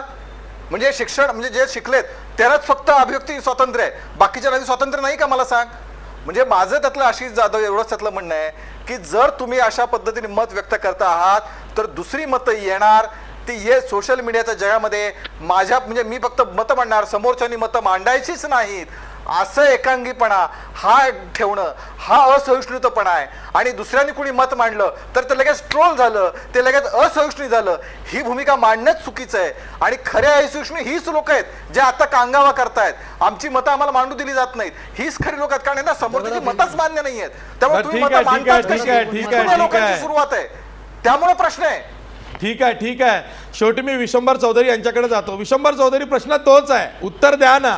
समोरच्याला प्रतिवाद करा, पण करताना भीती दहशत त्या उत्तरामध्ये टाकू नका की जेणेकरून वातावरण पेटेल. असं आहे आशिष, की मला वाटतं आशिष दीक्षितनी फार व्यवस्थित मांडलेलं आहे की काय या देशाची विभागणी फक्त डावे विरुद्ध हिंदुत्ववादी अशी कधी होऊ शकत नाही. या देशात फार मोठा सेक्युलर वर्ग दुसरा आहे ज्यांनी कधी हिंसा केलेली नाही. या देशात समाजवादी आहेत, या देशात गांधीवादी आहेत, आंबेडकरवादी आहेत, मुख्य म्हणजे सामान्य जनता आहे जी कुठली वादी नसली तरी ती अहिंसेच्या मार्गावर चालते, ती सेक्युलर आहे. आणि ज्यांना सेक्युलर शब्द खटकत असेल ते देशद्रोही आहेत या देशात. त्याचं कारण घटना सेक्युलर असं वर्णन करते भारताचं. भारताची राज्यघटना सेक्युलर आहे. पण असेच मुख्य विषय काय तो मी सांगतो. मुख्य विषय असा आहे की मला हे कळत नाही की पोलीस काय करत असतात. मी एक उदाहरण सांगतो. गायकवाड नावाचा एक ट्रोल आहे राष्ट्रवादीचा, तो माझ्याबद्दल काही लिहितो वाटेल तो. सरासरी मुक्तपीठ म्हणून एक ग्रुप आहे फेसबुकवरचा, तिथे वसंत मोरे नावाचा एक विकृत चित्रकार आहे, त्यांनी मेधाताईंची अण्णांची काय चित्र काढली ते लाजिरवाणे, मला मी बोलू शकत नाही तो विषय. सरासरी मुक्तपीठ, केशव उपाध्याय, तुम्ही करा चौकशी या ग्रुपची. हा फेसबुकवर आजही ग्रुप आहे, अतिशय उच्च शिक्षित मुलं आहेत याच्यामध्ये. आणि विकृत लिहिलं म्हणजे तिथल्या बायका मुली सुद्धा जे काही लिहितात ना आशिष, मला असं वाटतं की अरे कुठे चालली ही संस्कृती, काय आडनावाच्या मुले, काय नावाच्या मुलं आहेत, काय आडनाव. म्हणजे मी आडनावावरून जात नाही, मी शिक्षणावरून जातो. तर शिक्षित उच्च शिक्षित मंडळी जी आहेत ती त्या सरासरी मुक्तपीठ नावाचं, मी आता खुलेआम सांगतोय तुम्हाला, पोलीस काय करतात हा माझा प्रश्न आहे. सायबर क्राईमची आपल्याकडे ब्रांच आहे, ही सायबर क्राईमची ब्रांच काय करते हा मला नेहमी प्रश्न पडतो. की सायबर क्राईम ब्रांचनी फेसबुक आणि ट्विटरवरती नीट राहू नये का, त्यांना बघू नये का त्यांनी की काय चाललंय कोणाबद्दल, याच्या तक्रारी का द्याव्या लागाव्यात. माझ्यासारख्या माणसाला तक्रार मी आता देणार आहे. मी आता हे ठरवलंय की जेवढे ट्रोलिंग करतात त्यांना मी तक्रारी देणार, कारण अन्यथा हे थांबणार नाही. मी सगळ्यांच्या आतापर्यंत जे ट्रोलिंग मी पाहिलं त्या सगळ्यांच्या मी तक्रारी करणार आहे. पण तक्रार काय करावी लागावी, तुम्हाला आमचे फेसबुक अकाउंट तुम्ही निदान मॉनिटर केले पाहिजेत. मला असं वाटतं पोलिसांनी की ज्यांना खरं धोका होऊ शकतो लोकांकडून हे तुम्ही मॉनिटर केलं पाहिजे. आणि आशिष, मी शेवटचं सांगतो, विचारांची लढाई विचारांनी लढली जाऊ शकते हे बरोबर आहे, पण माझी अजून एक श्रद्धा आहे की अविचाराची लढाई सुद्धा विचारांनी लढली जाऊ शकते आणि मी ती लढणार, मी ती सोडणार नाही. त्याच्यामुळे ट्रोलिंग झालं काय मला काही फरक पडत नाही, पण तुमची संस्कृती, देश किती रसातळाला जातो ते त्यातून दिसतं. आणि त्याची सुरुवात करणारे नरेंद्र मोदी, त्याच्याबद्दल कोणाच्याही मनात शंका असता कामा नये. अगदी खरं सांगितलं आशिषने की नंतर इतर सगळ्याच पक्षांनी घेतलं. आज अनेक राष्ट्रवादीचे सुद्धा ट्रोल आहेत ज्यांचा त्रास होतो, पण मला महाराष्ट्रात असं वाटतं की शिवसेना, काँग्रेस, मनसे यांच्या ट्रोलचा मला कधी त्रास झाला नाही. या दोन पक्षांच्या ट्रोलचा त्रास झालेला आहे त्यांना अजून ती मुद्दा एवढाच संस्कृती आहे. माहित नाही आहे, ती ट्रोल कदाचित, माहित कदाचित. झाल्यावर ते सुद्धा यात उडी घेतील. त्यांना अगदी, उगीच सर्टिफिकेट कदाचित द्यायची तेही गरज नाही, तेही तसेच अगदी आहेत. आहे. शेवटी देवेंद्र, अगदी. तुला काही म्हणायचं आहे का? तू आडकाठी म्हणायचं घेत होतं होतास. की आता विश्वंभरजी स्वतः म्हटलं की मला ह्यांचं पटलं नाही, मला ह्यांचं पटलं नाही, मी पोलीस कंप्लेंट करणार आहे. लोक तेच करतायत ना. आम्ही पण ज्या गुरुमेहरच्या विचारांवरती प्रश्नचिन्ह केलं ना, तुम्हाला एका विषयाबद्दल भरपूर वाटलं आणि त्याबद्दल आत्ता तुम्ही बोललात, आम्हालाही एका विषयाबद्दल भरपूर वाटलं म्हणून आम्ही त्याबद्दल बोललो. मग आमच्यात तुमच्यात फरक पण ते काय? नम्रपणे बोलले. अहो, आम्ही पण नम्रपणे भीती बोललो. किंवा दहशत घालून नाही. मी दहशत नाही घातली आहे आणि तुम्ही नाही, नाही, सगळे ते ट्रोल अहो तेच मी म्हणतोय, तुम्ही सगळं आपण सगळं विषय कन्फ्यूज करतोय. ट्रोल वेगळे आणि विनम्रपणेही त्या विषयाला काउंटर करणारे लोक वेगळे. मी विनम्रपणे केलंय, पण मलाही विश्वंभरजी ट्रोल म्हणणारे असतात कारण मी तिचा विरोध केला. विरोध करण्याचा मला पूर्ण अधिकार आहे आणि हा मला भारतीय घटनेने दिलेला आहे, बाबासाहेबांच्याच घटनेने दिलेला आहे. बरं, शेवटी मी केशव उपाध्यायांकडे जातो. केशव उपाध्याय, हे ट्रोलिंग ठेवूया बाजूला, सोशल मीडियाही ठेवूया बाजूला, पण कॉलेज कॅम्पसमधलं जे वातावरण बिघडलेलं आहे, तिथं जो सांस्कृतिक राष्ट्रवाद किंवा सांस्कृतिक दहशतवाद सुरू आहे, त्याचा जो अट्टहास केला जातोय आणि तिथली जी परिस्थिती आता चिघळलेली आहे, अशा पार्श्वभूमीवरती जर का विद्यापीठं अशी कॅम्पसेस असतील, तिथं हे प्रकार होत असतील, तर महाराष्ट्रामध्ये विद्यापीठ निवडणुका घेतल्या पाहिजेत का? 100% विद्यापीठ निवडणुका घेतल्या पाहिजेत, त्याबद्दल दुमत असण्याचं कारण नाही. आणि सरकारने तो कायदाही केला आहे आणि त्या मला शेवटी असं आहे की विद्यार्थी चळवळीतनं नेतृत्व घडत असतं, त्यामुळे अशा प्रकारच्या कॅम्पसवर निवडणुका झाल्या पाहिजेत, त्यातनंच पुढचं नेतृत्व घडतं. दुसरं त्यातला मगाचा मुद्दा, पुन्हा एकदा तुम्ही गैरसमज पसरवत आहे. मुळामध्ये या घटनेमध्ये विद्यार्थी परिषद सुरुवातीपासून कुठंही ॲक्टिव्ह नव्हती. ज्यावेळी त्या कॉलेजच्या निवडून आलेल्या लोकप्रतिनिधीचा विरोध डावलून कॉलेजची परवानगी नाकारल्यानंतरही तो कार्यक्रम करण्याचा प्रयत्न झाला, त्यावेळी विद्यार्थी परिषदेने कॉलेजच्या बाहेर आंदोलन केलं, कॉलेजमध्ये सुद्धा, आणि त्याने विनंती केली असं चाललंय, त्याच्यानंतरनं आंदोलन विद्यार्थी परिषदेने केलं. त्यामुळे पहिल्यांदा घटनाक्रम लक्षात घ्या, जणू काही विद्यार्थी परिषद जाऊन तिथे गेली आहे, तिथं आंदोलन केलं, उधळून लावलं, असं काही झालं नाही. त्या कॉलेजच्या लोकनियुक्त लोकप्रतिनिधीचा विरोध डावलून काही गटांनी हा करण्याचा प्रयत्न केला. ह्या मुद्द्या ठिकाणी महत्वाचा आहे. आपण अर्धवट गोष्टी लपवतो. केशव, मुळात जेएनयू मध्ये कोणी लक्ष घातलं?